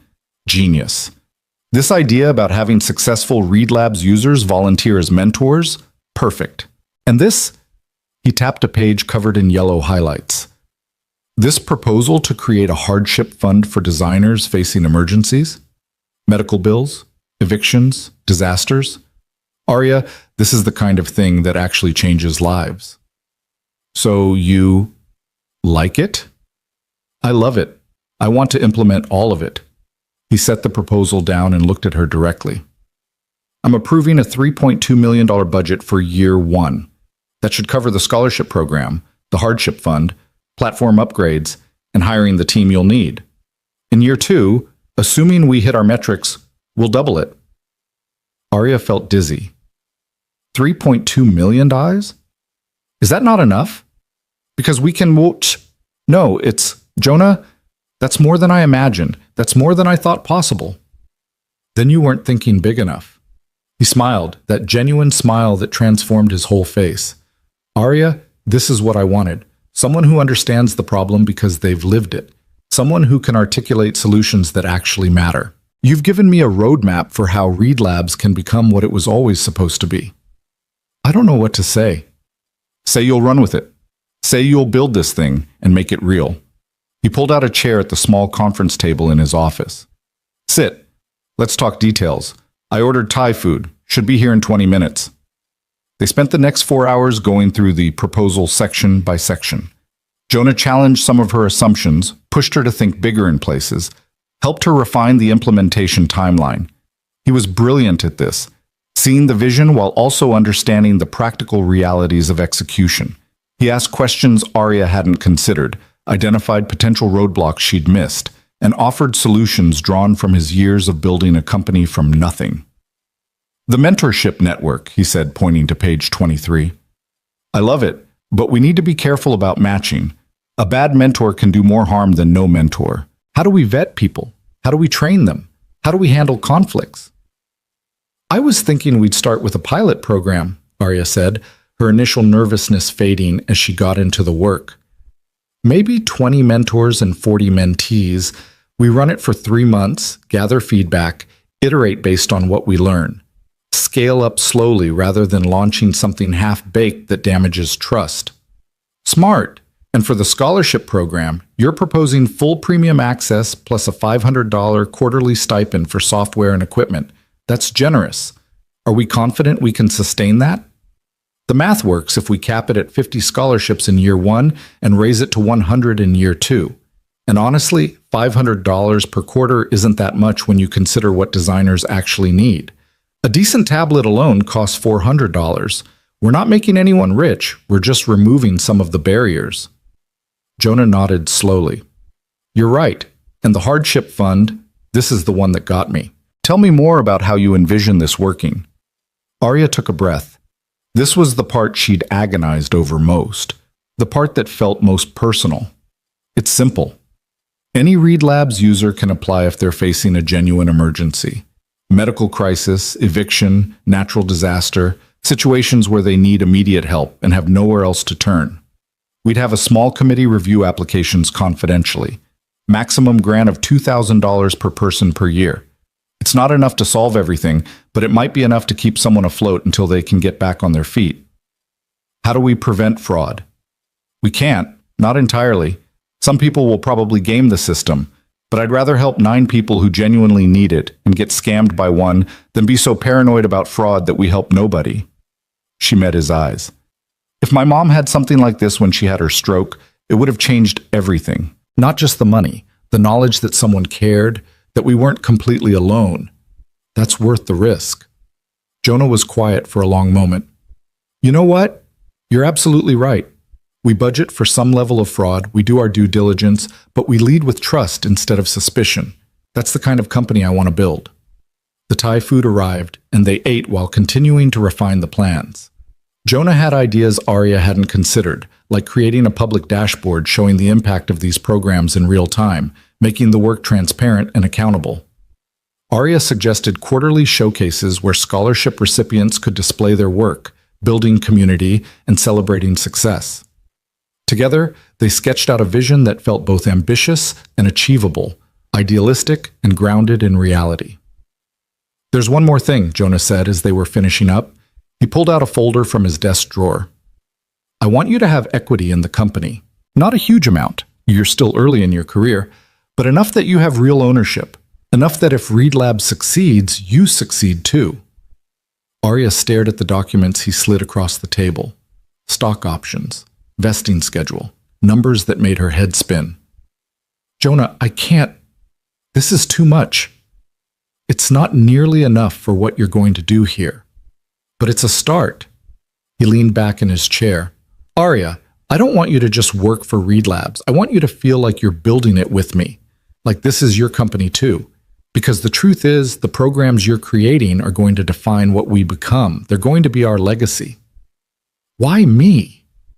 The question burst out before she could stop it. You could have hired someone with more experience, more credentials, someone who already knew how to do this. Why take a chance on me? Jonah was silent for a moment, his expression thoughtful. Can I tell you a story? Okay. When I was 24, I had an idea for what eventually became Read Labs. I pitched it to every investor I could get a meeting with. 27 pitches, 27 rejections. They all said the same thing. I was too young, too inexperienced, the market was too crowded. One guy told me to get a real job and stop wasting people's time. He smiled without humor. Then I met this woman, Elena Martinez. She was a small-time angel investor, didn't have the big reputation or the massive fund. But she listened to my pitch, and when I was done, she said something I'll never forget. What did she say? She said, everyone else is looking at your resume. I'm looking at your fire. You have something they don't. You actually care about solving this problem. That's worth more than 10 years of experience. Jonah's voice softened. She wrote me a check for $100,000 on the spot. It wasn't enough to fully fund the company, but it was enough to get started. She took a chance on me when nobody else would. What happened to her? She's still on our board, still one of my closest advisors, and still the person I call when I need someone to tell me the truth instead of what I want to hear.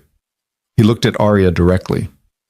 When I met you in that cafe, when I heard you talk about what you do with resources, I saw that same fire Elena saw in me. You don't just want to help people abstractly. You need to help them because you've been there. That's not something you can teach. That's something you either have or you don't. Arya felt tears threatening. She blinked them back. I won't let you down. I know you won't. But Arya, if you do mess up, and you will, because everyone does, I need you to know it's okay. We'll figure it out together. That's what partners do.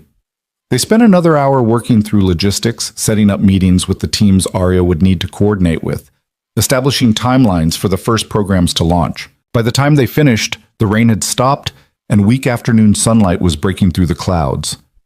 Go home, Jonah said finally. Enjoy what's left of your weekend. Tomorrow we start making this real. But today, just let yourself feel good about what you've created. Arya gathered her things, but paused at the door. Jonah? Thank you for everything, for seeing something in me, for taking the chance. Thank you for being worth the chance. She left him there in his office, surrounded by windows and possibilities, and drove home with her hands shaking on the steering wheel. 3.2 million, equity in the company, full approval to build everything she dreamed of. It was too much. It was overwhelming. It was perfect. That night, Arya called her mother. She told her everything about the proposal, about Jonah's response, about the budget that would allow them to actually change lives. Catherine cried, which made Arya cry, and they stayed on the phone for 2 hours talking about all the things that were suddenly possible. I'm so proud of you, Catherine said for the 5th time. My baby girl changing the world. I haven't changed anything yet, Mom. I just have permission to try. You'll do more than try. You'll succeed. I know you will. After they hung up, Arya sat in her apartment and let herself actually feel it. The relief, the excitement, the sheer overwhelming gratitude of being given a chance to do meaningful work. For so long, she'd felt invisible, overlooked, like she was shouting into a void that never answered back. Now someone was listening. Someone believed in her. Someone had given her the resources to actually make a difference. The next morning, Arya arrived at the office to find a crowd gathered near the main entrance. Maya saw her and waved her over urgently. You need to see this, Maya said, barely containing her excitement. Someone had put up a banner over the main doors. Welcome to the new Reed Labs, where talent matters more than privilege. Underneath it, Jonah stood with Theo beside him, both of them grinning. When Theo saw Arya, he ran over and grabbed her hand. Dad says you're going to help lots of people like you helped him, Theo announced loudly enough for everyone to hear. He says you're going to change everything. I'm going to try, Arya said, suddenly aware of all the eyes on her. Jonah walked over and the crowd parted instinctively. Everyone, he said, his voice carrying across the lobby, I want to officially introduce you to Arya Collins and the Creator Accessibility Initiative. Over the next year, we're going to be implementing major changes to make Reed Labs more accessible, more equitable, and more aligned with our core mission. Some of these changes will be uncomfortable. Some of them will require us to rethink how we do business. But all of them are necessary. He gestured to Arya. Arya is going to be leading this work, and she has my complete support. If she needs resources, she gets them. If she needs access, she gets it.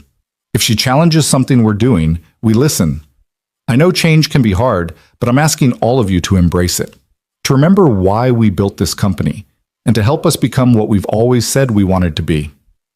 There was applause, genuine and warm. Some people looked skeptical. Jennifer from marketing was notably stone-faced, but most seemed genuinely excited. Maya was beaming. Sarah gave Arya a thumbs up from across the lobby. No pressure, right? Arya whispered to Jonah as the crowd dispersed. You've got this, he said quietly. And remember, I'm right here if you need me. The next 6 weeks were a controlled chaos of building and implementing and iterating at a pace that left Arya both exhilarated and exhausted. She hired a team, 2 program coordinators who understood the mission viscerally because they'd lived it themselves. Marcus had been a homeless teen who taught himself design in public libraries. Jasmine had worked 3 jobs while caring for her sick father, building a portfolio between midnight shifts. They were perfect. Together, they built the scholarship application system, working late into the night to make sure every question was necessary, every requirement was justified, every barrier removed. They reached out to community colleges and nonprofits, building relationships with organizations that could help them identify talented designers who might not even know to apply. The mentorship network took shape through careful vetting and training. They recruited 20 experienced designers who understood what it meant to struggle, who could offer guidance without condescension. The pilot matching was thoughtful, pairing people not just by design style, but by shared experiences, creating connections that went deeper than technique. The hardship fund was the most emotionally difficult to set up. Each application that came in represented someone in crisis, someone desperately needing help. Arya and her team reviewed them with the gravity they deserved, approving grants for a woman whose computer had died right before a major freelance deadline, a man whose apartment had flooded and destroyed all his equipment, a mother whose childcare had fallen through and who needed funds to keep working. Every grant they approved felt like a small miracle. Every person they helped sent thank you messages that made Arya cry at her desk. "You're saving my life," one recipient wrote. "I don't mean that dramatically. I literally mean you're allowing me to keep pursuing the career that makes my life worth living. Thank you for seeing me when everyone else looked away." Arya printed that message and put it on her desk where she could see it every day. 6 weeks after that Sunday meeting in Jonah's office, they were ready to launch publicly. Jonah wanted to make a big announcement, to get press coverage and industry attention, but Arya convinced him to do something different. "Let's tell the people who matter first," she said. "Let's tell the Read Labs community, the actual users, not the press. Let's invite them to be part of this with us." So they did. Instead of a press release, they created a video. Arya stood in front of the camera, nervous but determined, and told her story. The struggling years, the rejection, the moment in the cafe that changed everything. Then she introduced the programs, explained how they worked, and invited people to apply or get involved. "This isn't charity," she said into the camera. "This is investment. Investment in talent that exists everywhere but gets recognized nowhere. Investment in people who have the skill and the drive, but not the privilege. Investment in the idea that creativity matters more than credentials." She paused, looking directly into the lens. "If that's you, if you're the designer working from a cafe because you can't afford internet at home, if you're the creator choosing between software and groceries, if you're the talent that everyone overlooks, we see you, we believe in you, and we want to help." The video went live on a Tuesday morning. By Tuesday afternoon, it had been viewed 47,000 times. By Wednesday, they'd received over 300 scholarship applications and 200 mentorship requests. By Friday, the video had gone viral on design Twitter, with established creators sharing their own stories of struggle and triumph, their own experiences of being overlooked until someone gave them a chance. The press coverage followed, but it was almost an afterthought. The real impact was in the messages that flooded in, the stories people shared, the community that began to form around the idea that maybe, finally, the design industry could be something better than it had been. Brielle, Arya's old college acquaintance, sent her a message. "I saw your video. I had no idea you were struggling so much. I'm sorry I didn't see it. I'm sorry I said those stupid things about hard work being enough. You're doing something really important." Arya read it 3 times, then typed back, "Thank you for saying that. And if you're serious about understanding, I'd love to have coffee and talk about how people with privilege can help instead of hurt." They met the following week. It was awkward at first, but Brielle listened, really listened, when Arya explained what it had been like. The conversation wasn't comfortable, but it was real. And it ended with Brielle volunteering to be a mentor, to use her connections and privilege to help open doors for others. Progress, Arya thought. Slow, uncomfortable, but real progress. 2 months after launch, they held their first showcase. 20 scholarship recipients displayed their work in the Read Labs office, transformed for the evening into a gallery space. The energy was electric. Young designers showing portfolios that rivaled anything Arya had seen from expensive design schools, talking about their processes with passion and intelligence and hunger.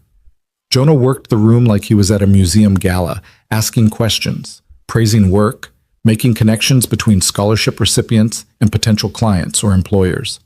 Theo was there too, wearing a little suit his father had clearly picked out, asking the designers to explain their work like it was the most fascinating thing in the world. Arya stood near the back, watching it all unfold, when a young woman approached her. She was maybe 22, wearing a dress that was probably her nicest outfit, clutching a portfolio nervously. "Are you Arya Collins?" she asked. "I am. I'm Emma Chen. I got one of the first scholarships." Her eyes filled with tears. I needed to thank you in person. I was about to give up. I'd applied to 60 jobs and gotten nowhere. I couldn't afford the software I needed. I was going back to my parents' restaurant to work full-time, and then I got the email about the scholarship, and her voice broke. "You gave me my dream back. You gave me hope." Arya hugged her, this stranger who felt like family, and let herself cry too. "You did the work," she said. "I just removed some barriers. The talent was always yours." "But the barriers would have stopped me without you." Emma pulled back, wiping her eyes. "I'm going to pay this forward someday. When I'm successful, when I have resources, I'm going to help someone else the way you helped me. I promise." "I believe you," Arya said. And she did. That night, after everyone had left and the gallery had been cleaned up, Arya stood in the empty office looking at the wall of success stories in Jonah's reminder room. It had grown. Dozens of new photos, new testimonials, new lives changed. They were going to need a bigger wall soon. Jonah found her there, Theo asleep on his shoulder, the boy's dress shoes dangling. "You did good tonight," Jonah said softly, so as not to wake his son. "We did good. This was all of us. But it started with you, with your vision." He adjusted Theo's weight, the practice movement of a single parent who'd learned to do everything one-handed. "You know what Elena, my investor, said when I told her about all this?" "What?" "She said, that girl's going to surpass you someday, and when she does, you better celebrate it instead of feeling threatened." He smiled. "I told her I was already planning the party." Arya laughed, then grew serious. "Jonah, I need to tell you something." "Okay." "That day in the cafe, when you asked me about the $10 million, when you tested me to see if I was different from everyone else," she paused. "It wasn't a test for me. I wasn't trying to impress you. I was just being honest because that's all I knew how to be. And I think that's important for you to know. I'm not some saint. I'm just someone who remembers what it was like to need help and never get it." "I know that," Jonah said. "That's why it worked. You can't fake the kind of authenticity you have. People either have it or they don't." He shifted Theo again. "I should get this guy home. But Arya, thank you for everything you're doing, for everything you're going to do. Thank you for letting me do it." After they left, Arya stayed a little longer, adding one more photo to the wall, the image from tonight's showcase, all 20 scholarship recipients standing together, holding their work, their faces bright with possibility and pride. She stepped back and looked at what they'd built in just 2 months. It was substantial. It was real. But it was also just the beginning. There were still thousands of designers out there struggling in silence, still people choosing between their dreams and their rent, still talent being overlooked because it didn't come wrapped in the right packaging. But now there was also hope. Now there was proof that things could change. Now there was a roadmap for how to build something better. Arya pulled out her phone and sent a message to her team. "Tomorrow, we start planning year 2. Think bigger. We're just getting started." Marcus responded immediately. "Hell yes." Jasmine sent a string of fire emojis. Arya smiled, turned off the lights, and walked out into a night that felt full of promise. Somewhere out there, someone was sitting in a cafe with a dying laptop, wondering if they'd ever catch a break, wondering if anyone saw them, wondering if their talent would ever be enough. Soon, Arya thought, soon they'd find out that someone was looking for them, someone believed in them, someone had built a ladder specifically so they could climb. The city light stretched out before her, each one a window into a life she'd never know. But some of those lives, more every day, were being changed by the work she was doing, by the programs she'd built, by the vision she'd had the courage to voice. It wasn't everything, but it was enough. For now, it was enough, and tomorrow they'd make it even better. 3 months into the Creator Accessibility Initiative, Aria walked into the office on a gray Monday morning to find an email that made her blood run cold. The subject line read, "Concerns regarding CAI budget and ROI." It was from the CFO, Richard Hastings, a man she'd met exactly twice and who'd seemed pleasant enough both times. The email was copied to Jonah, Sarah, and half the executive team. Aria's hands shook as she opened it. The message was polite but devastating. Richard had run the numbers on the scholarship program, the hardship fund, and the mentorship network. He'd calculated cost per user, return on investment, and projected revenue impact. His conclusion was clear. The programs were expensive, the financial returns were minimal, and from a pure business standpoint, they couldn't be justified long-term. "I understand the mission-driven value," he wrote, "but we need to be realistic about sustainable growth. I'm recommending we scale back the CAI budget by 60% and refocus on initiatives with clear revenue pathways." 60%. That would gut everything. They'd have to cut the scholarship program in half, eliminate the hardship fund entirely, reduce the mentorship network to a skeleton crew. All the lives they were changing, all the people they were helping, gone, because the numbers didn't add up on a spreadsheet. Aria sat at her desk, reading the email over and over, feeling everything she'd built start to crumble. Around her, the office hummed with its usual Monday morning energy, people arriving with coffee and weekend stories, completely unaware that the program she'd poured her soul into was being threatened. Her phone buzzed. "Jonah, don't panic, meeting at 10, we'll handle this." But how could they handle it? Richard had the numbers, he had the data. He had the fiduciary responsibility to maximize shareholder value.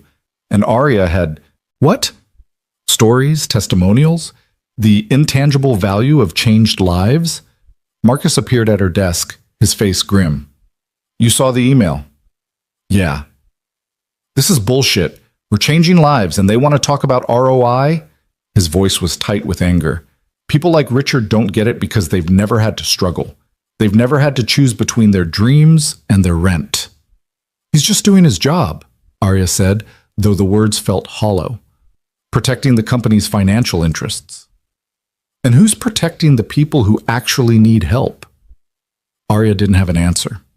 At 10 o'clock, she walked into the conference room to find the entire executive team assembled.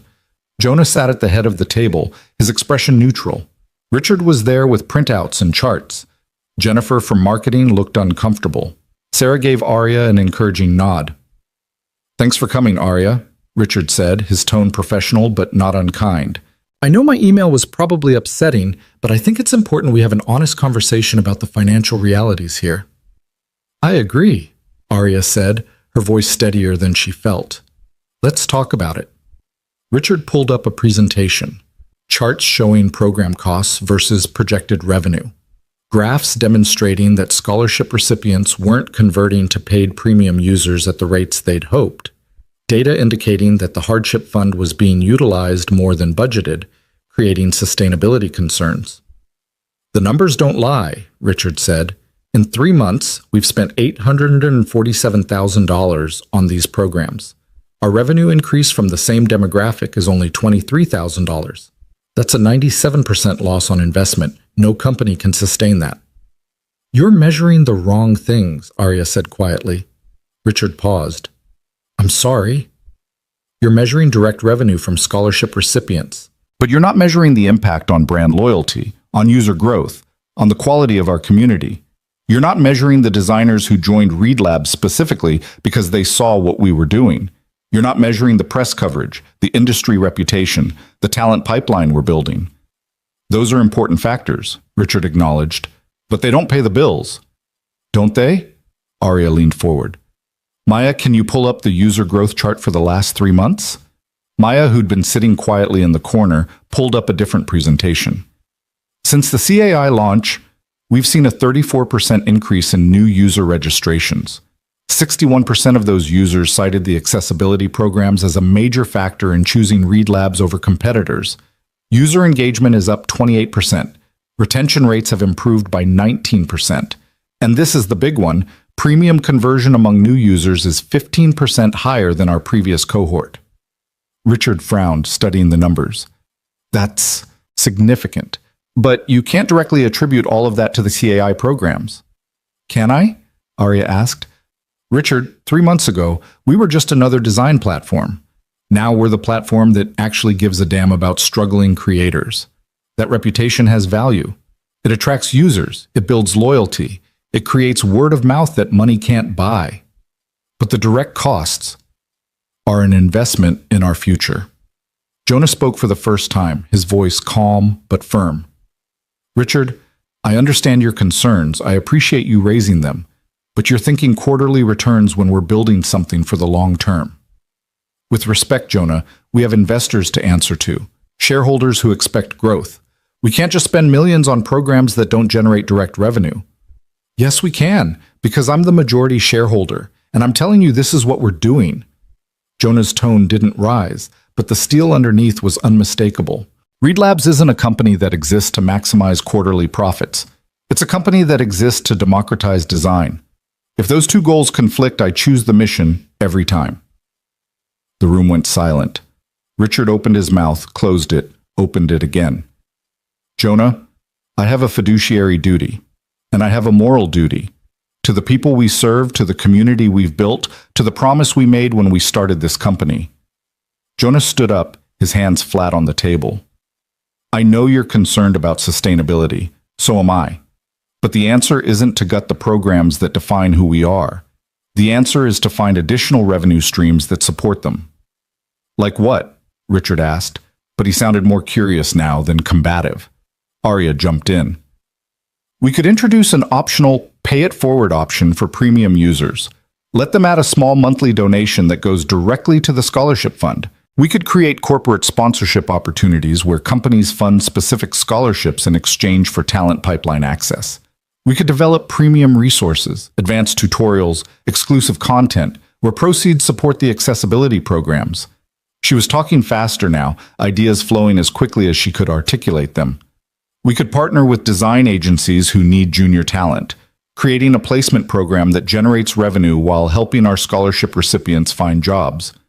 We could license our mentorship model to other platforms, creating a new business line. We could stop. Richard held up a hand, but he was smiling slightly. Okay, I hear you. These are good ideas. Not all of them will work, but some of them might. So what are you saying? Arya asked. I'm saying, let's table the budget cuts for now. Give me 2 weeks to work with you on revenue diversification strategies. If we can find ways to make these programs more self-sustaining, I'm willing to support them. He looked at Jonah.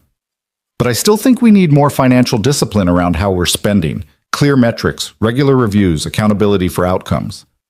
Agreed, Jonah said. Arya, you okay with that? Arya nodded, relief flooding through her. Absolutely. I want these programs to be sustainable. I don't want them to be something we have to cut when times get tough.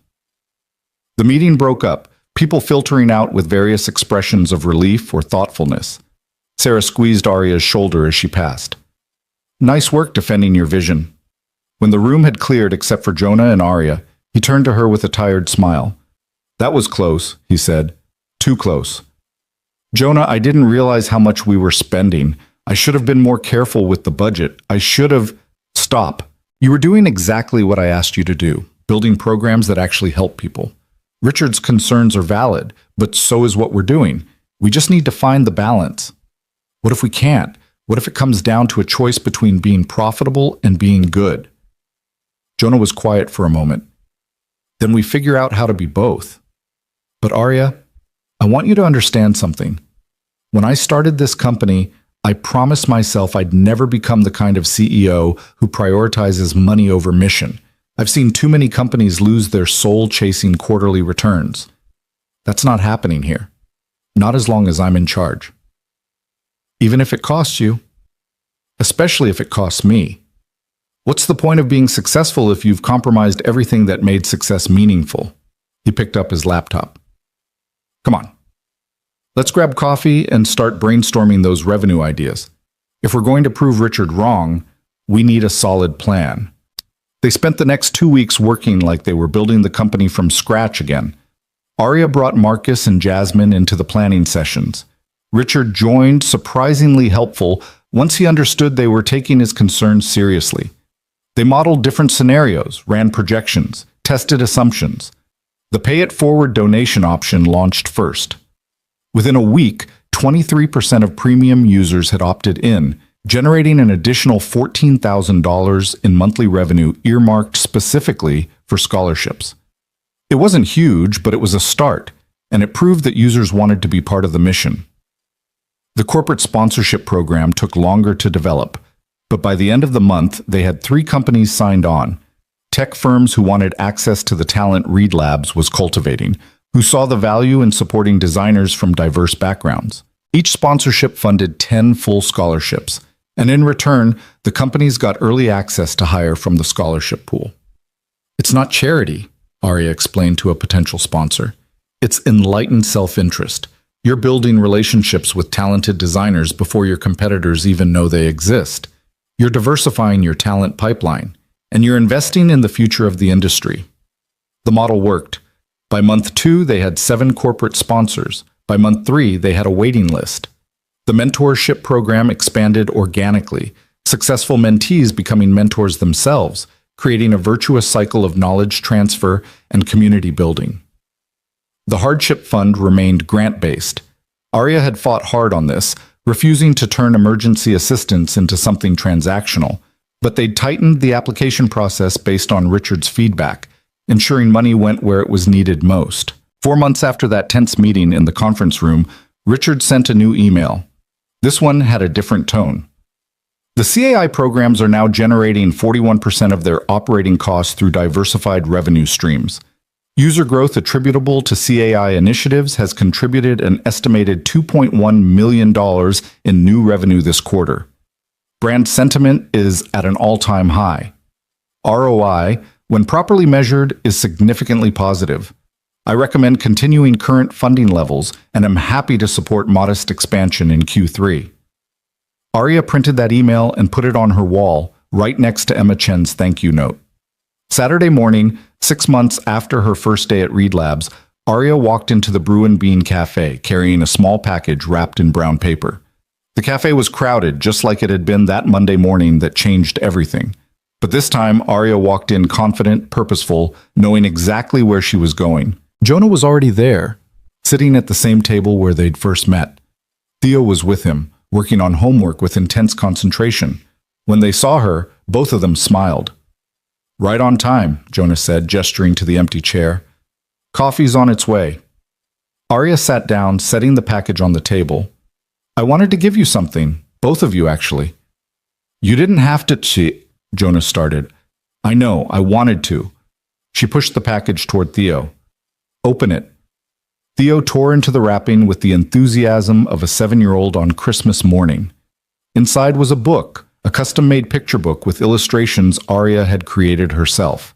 The title read, The Boy Who Made Friends at Coffee Shops. Theo opened it, his eyes going wide. The story was simple but true. A boy and his dad who went to cafes to meet interesting people. The boy's superpower was seeing people for who they really were, not what they looked like. The illustrations showed different people they'd met, including one of a tired woman with a laptop who became their friend. That's you, Theo said, pointing to the illustration. And that's me and Dad. It is, Arya confirmed. I wanted to thank you for being so welcoming when I first started, for making me feel like I belonged. Theo hugged the book to his chest. This is the best present ever. I'm going to read it every night. I'm counting on it, Arya said with a smile. Jonah was staring at the book with an expression that made Arya's chest tight. When he looked up, his eyes were suspiciously bright. Arya, I don't even know what to say. Say you'll keep coming to this cafe every Saturday. Say you'll keep that table where it all started. Deal.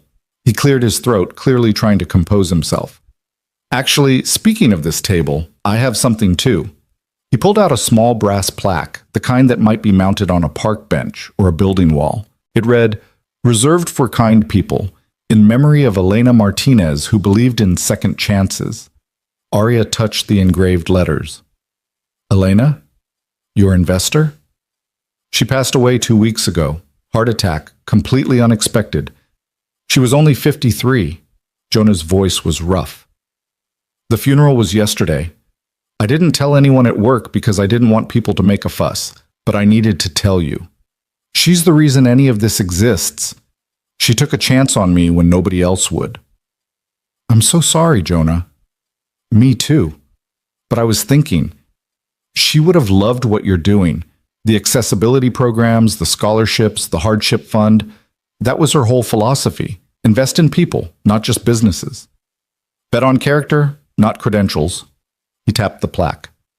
"I got permission from the cafe owner to mount this here, at this table, so other people can see it. So maybe someone else will offer their seat to a stranger who needs it." Theo, who'd been listening quietly, spoke up. "Miss Elena was nice. She always gave me chocolate when we visited." "She was the best," Jonah agreed. "And Arya, I think she would have really liked you. I wish I could have met her." "Me too. But in a way, you're carrying on her work. You're doing what she taught me to do, seeing the person, not the resume. Taking chances on people everyone else overlooks. She'd be proud of what we've built." They sat in comfortable silence for a moment, the cafe bustling around them, 3 people connected by choices made at this very table. Then the barista brought over their coffee. Arya's vanilla latte, Jonah's black coffee, Theo's hot chocolate with extra whipped cream, and they spent the next hour just talking. Not about work or programs or budgets, but about life. About Theo's upcoming birthday party, about Arya's plans to visit her mother next month, about Jonah's realization that maybe, finally, he was ready to start dating again. "Really?" Arya asked. "That's big." "Terrifying, more like. I haven't been on a date in 15 years. I have no idea how to do this anymore." He laughed, but there was vulnerability underneath it. "What if I'm terrible at it? What if I compare everyone to my wife and nobody measures up?" "Then you go on more dates until you meet someone who doesn't need to measure up because they're perfect in a completely different way," Arya said. "You deserve to be happy, Jonah. Theo deserves to see his dad happy. Elena would tell you the same thing." "Dad's already happy," Theo interjected. "He smiles way more now than before." Jonah ruffled his son's hair. "You know what? The kid's right. I am happier. Work's better. Life's better. Having you at Reed Labs has made everything better, Arya. Not just the programs, though those are incredible, but having someone I can trust completely. Someone who pushes back when I need it. Someone who reminds me why any of this matters." "Right back at you," Arya said. 6 months ago, I was applying to jobs that didn't want me, wondering if I'd ever catch a break. Now I'm running programs that are changing lives. That's because you took a chance on me." "No," Jonah corrected gently. "That's because you were kind to a stranger in a crowded cafe. That's because when I asked you what you'd do with money, you said you'd help people. That's because you are exactly who you appeared to be.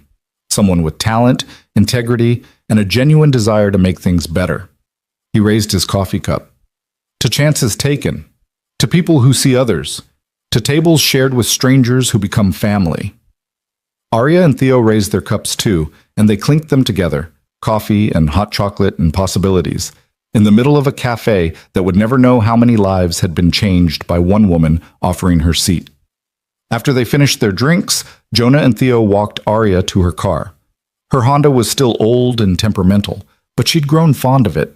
It had carried her through the hard times, and now it got to carry her through the good ones. "We'll see you Monday?"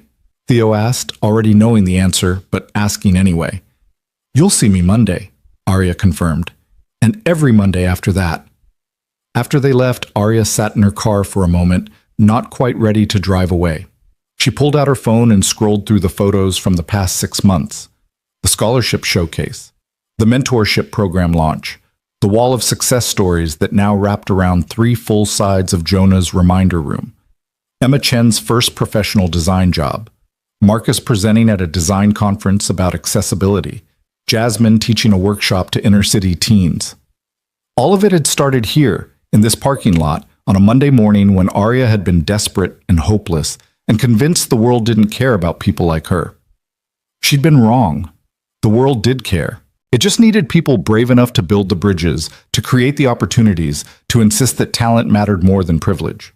Her phone buzzed, a text from her mother. Just saw an article about your programs in Design Week magazine. My daughter, the changemaker. I'm so proud I could burst. Arya smiled, typing back quickly. Couldn't have done it without you, Mom. Everything I know about kindness, I learned from watching you. Another text came in, this one from an unknown number. Ms. Collins, my name is David Martinez. I'm Elena's son. My dad told me about the plaque you're installing at the cafe. Thank you for honoring my mother's memory. She always said the world needed more people like you, people who actually give a damn. I'm glad she was right. Arya sat with that message for a long time, feeling the weight of it, the responsibility and the gift of carrying forward Elena's legacy. Then she started her car and drove home through streets that had stopped feeling hostile and started feeling like possibility. Monday morning arrived with the first real warmth of spring. Arya walked into Reed Labs to find Marcus and Jasmine already at their desks, working on the next phase of the scholarship program. Maya had decorated the office with flowers. Apparently it was the 6-month anniversary of the CAI launch, and someone had decided that deserved celebrating. Sarah called a team meeting at 10. The whole staff crammed into the largest conference room, standing room only. Arya had no idea what this was about. Sarah had been mysteriously vague about the agenda.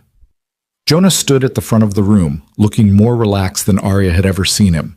He waited until everyone had settled, then began. 6 months ago, we made a bet. We bet that if we focused on our mission, if we put people before profits, if we built programs that actually helped struggling creators, it would make us a better company. Not just morally better, actually better, more successful, more sustainable, more true to what we'd always claimed we wanted to be. He pulled up a slide showing the company metrics. User growth, revenue, retention, engagement, every number was up, some significantly. The bet paid off. We're growing faster than we have in 3 years. We're more profitable. We have better talent, better culture, better relationships with our user base. And it's directly attributable to the work Arya and her team have been doing. Applause filled the room. Arya felt her face flush. But here's the thing, Jonah continued. This isn't just about Reed Labs being successful. It's about proving a model, proving that companies can do well by doing good, that you don't have to choose between profits and purpose, that the old way of doing business, extracting maximum value from users while giving back minimum support, is not only wrong, but also bad strategy. He gestured to Arya. Come up here for a second. Arya walked to the front of the room, her heart pounding, having no idea what was coming. Arya Collins, Jonah said formally. 6 months ago, you joined this company as our creator community advocate. In that time, you've launched programs that have helped 347 designers through scholarships. You've distributed $187,000 in hardship grants to people facing emergencies. You've facilitated 212 mentor-mentee relationships. You've changed hundreds of lives. He paused, looking directly at her. More importantly, you've changed this company. You've reminded us who we're supposed to serve. You've pushed back when we were wrong. You've built bridges between our values and our actions. And you've done it all with integrity, compassion, and the kind of authentic leadership that can't be taught. Jonah pulled out an envelope. Which is why I'm promoting you. Effective immediately, you're our Vice President of Community Impact. You'll continue running the accessibility programs, but you'll also have a seat at the executive table. You'll have input on all major company decisions. You'll have the authority and resources to expand your vision beyond what we've done so far. Arya stared at the envelope, at Jonah, at the room full of people applauding and cheering. Jonah, I've only been here 6 months, and you've accomplished more in 6 months than most people do in 6 years. Take the promotion, Arya. You've earned it. She opened the envelope. Inside was a new employment contract, a new salary that was nearly double what she'd been making, and an increased equity stake in the company. Also a handwritten note from Jonah. You were right about everything. Thank you for not letting me forget why we built this. Keep pushing us to be better. Arya looked up, her eyes stinging with tears she refused to let fall in front of everyone. "I accept, and I promise I'll keep making you uncomfortable when you need it." Jonah laughed. "I'm counting on it." The meeting broke up, people congratulating Arya as they filtered out. Marcus and Jasmine were beaming. Maya hugged her so hard it hurt. Even Jennifer from marketing came over, shaking Arya's hand with what looked like genuine respect. "You were right about the premium tier pricing," Jennifer said quietly. "I was too focused on short-term revenue. I should have listened sooner. I'm glad Jonah promoted you. We need your voice at the executive level." After everyone had left, Arya stood in the empty conference room, holding the contract, trying to process what had just happened. Vice president, executive team, the ability to shape the company's direction at the highest level. It was everything she'd never dared to dream, handed to her because she'd been kind to a stranger in a cafe. Sarah appeared in the doorway. "How are you holding up?" "Honestly, I'm terrified. What if I mess this up? What if I'm not ready for this kind of responsibility?" "Then you'll learn. You'll adapt. You'll ask for help when you need it." Sarah came to stand beside her. "Arya, the reason Jonah promoted you isn't because you know everything. It's because you're willing to admit what you don't know, because you lead with empathy, because you make decisions based on what's right, not what's easy. Those qualities don't change just because your title does." "I just don't want to let anyone down." "You won't. And even if you stumble sometimes, we'll be here to catch you. That's what teams do." Sarah squeezed her shoulder. "Come on, let's get lunch. You need to celebrate before the reality of the new job kicks in and you realize how much more work this is going to be." They went to a small restaurant near the office, the kind of place where you could actually hear yourself think. Over salads and iced tea, Sarah told Arya stories about her own career trajectory, the mistakes she'd made, the lessons she'd learned. "The hardest part of being a leader," Sarah said, "is realizing you can't save everyone. You'll want to help every person who applies for a scholarship, approve every hardship grant, fix every problem. But you can't. You have to make choices. You have to prioritize. You have to accept that doing a lot of good means you can't do all the good." "How do you live with that?" "By remembering that doing some good is better than doing no good. By celebrating the lives you do change, instead of mourning the ones you can't reach. By building systems that outlast you, so the work continues even after you're gone." Sarah leaned forward. "Arya, you're going to do amazing things in this new role, but you're also going to face hard decisions. Budget constraints, impossible choices, criticism from people who think you're not doing enough or doing too much. Are you ready for that?" "I have to be," Arya said. "Because if I don't do this, who will? If I let the hard parts scare me away, what happens to all the people counting on these programs?" "Exactly, you get it." Sarah sat back. "That's why you're perfect for this job." That evening, Arya drove to her mother's house for the first time in months. She'd been sending money regularly, paying down the medical debt bit by bit over Catherine's protests, but she hadn't visited in person. Work had consumed her. The programs had demanded every spare moment. But tonight felt important. Tonight, she needed to share this with the person who'd taught her what kindness looked like. Catherine opened the door with a gasp of delight, pulling Arya into a hug that smelled like lavender and home. "Baby girl, why didn't you tell me you were coming? I would have made dinner." "I wanted to surprise you, and I have news." They sat at the kitchen table, the same table where Arya had done homework as a kid, where she'd learned to draw while her mother worked double shifts. Arya told her everything, about the promotion, about the expanded budget, about the hundreds of lives they'd changed. "I'm so proud of you," Catherine said, tears streaming down her face. "My baby, a vice president, making the world better, doing exactly what I always knew you would do." "Mom, I need to tell you something else." Arya pulled out her phone, opening her banking app. "I've been paying off your medical debt. Not all of it. I can't afford that yet. But I've paid down $23,000 so far. With the raise, I can pay more. We're going to get you out from under this." Catherine's hand flew to her mouth. "Arya, no. That's your money. You need to save it, invest it, build your own life. I am building my own life. And part of that life includes making sure you don't have to work yourself into the ground, paying for a stroke you didn't ask for." Arya took her mother's hands. Let me do this, Mom. Let me help the person who helped me every single day of my childhood. They cried together, holding hands across the kitchen table. Two women who'd fought through poverty and illness and disappointment to find themselves on the other side of something that looked like triumph. Your father would be so proud, Catherine whispered. Arya's father had died when she was 12, a construction accident that had left them barely scraping by. He always said you were going to change the world. I'm not changing the world, Mom. I'm just trying to help a few people in it. That's how worlds get changed, honey. One person at a time. Arya stayed for dinner, helping her mother cook pasta and talking about everything and nothing, about Theo and his dinosaur obsession, about Jonah and his journey as a single parent, about the cafe where it all started, about Elena Martinez and her belief in second chances.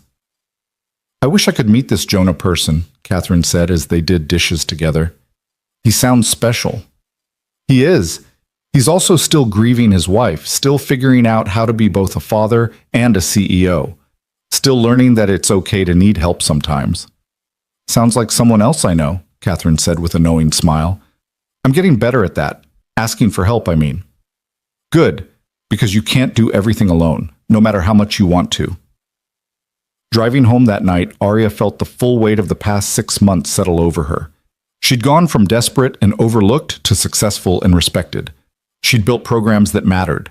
She'd found a place where her voice carried weight. She'd proven that kindness wasn't weakness, that leading with empathy wasn't naive, that fighting for people who'd been forgotten wasn't foolish.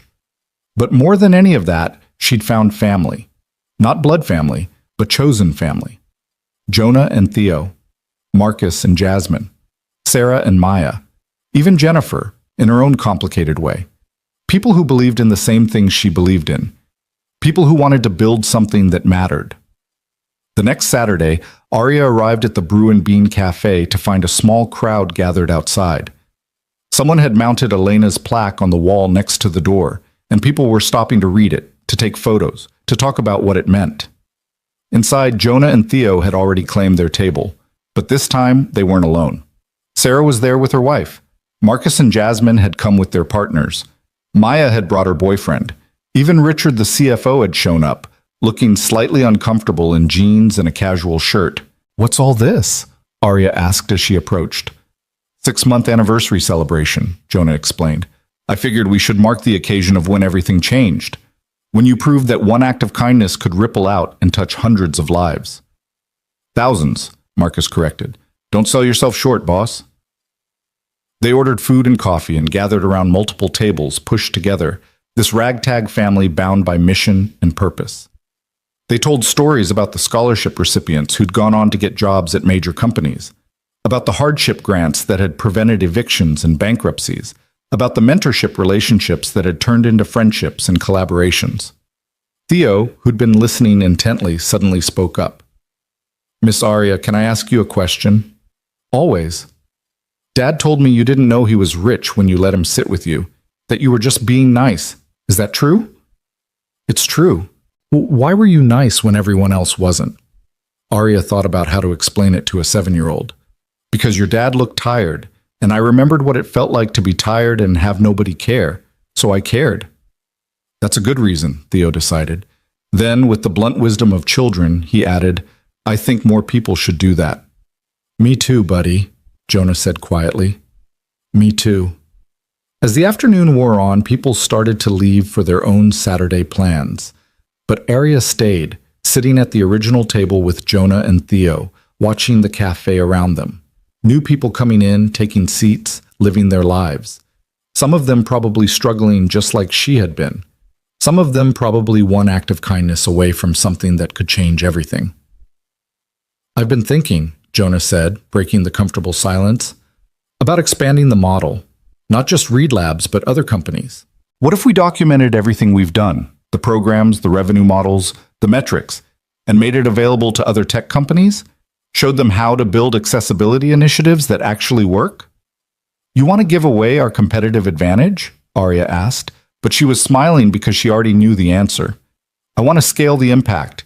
If every major platform did even half of what we're doing, imagine how many lives could change. Imagine how different the industry could be. I love it, Arya said. Let's do it. They shook on it, right there at the table that had started everything, sealing another agreement that would ripple out in ways they couldn't fully predict. When it was time to leave, Arya walked out into the late afternoon sunshine feeling complete in a way she'd never felt before. She had work that mattered, people who believed in her, a future that looked bright instead of bleak, and the knowledge that none of it had happened because she was special or chosen or destined for greatness. It had happened because she'd been kind, because when everyone else had protected their space, she'd shared hers, because when a tired stranger had needed a seat, she'd offered one without hesitation or judgment.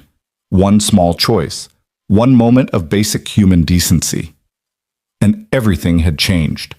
Arya got in her Honda, started the engine on the third try, and drove away from the cafe that would forever be sacred ground in her personal history.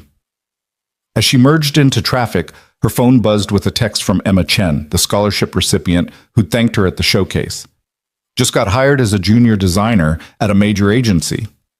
Starting salary is $62,000. I can pay my rent without fear. I can help my parents. I can breathe. Thank you for giving me back my future. I won't forget what you did, and someday I'll pay it forward. Arya pulled over to read the message properly, tears blurring her vision. This was why. This was the point of all of it, not the title or the salary or the success, but this, knowing that somewhere out there, a talented person who'd been overlooked was finally getting their shot, that someone's life was better because programs existed to help them, that the system was slowly, incrementally becoming less broken. She typed back, "Congratulations, Emma. You earned every bit of this. Now go be brilliant and help the next person who needs it." Then she sat in her parked car, watching the city move around her, and let herself feel the full magnitude of what they'd built. It wasn't perfect. It would never be perfect. There would always be more people to help, more barriers to remove, more work to do. But it was real. It was substantial. It was proof that things could change, that the world could be kinder, that success and compassion weren't mutually exclusive. Somewhere in this city, right now, someone was sitting in a cafe with a dying laptop and a dream that felt impossible. Someone was choosing between their rent and their software subscription. Someone was one bad break away from giving up entirely. And because of what Arya had built, because of the program she'd created, because of the choice she'd made to be kind when she had nothing to gain from it, some of those people would get help. Some of those dreams would survive. Some of those talents would get the chance they deserved. Not all of them.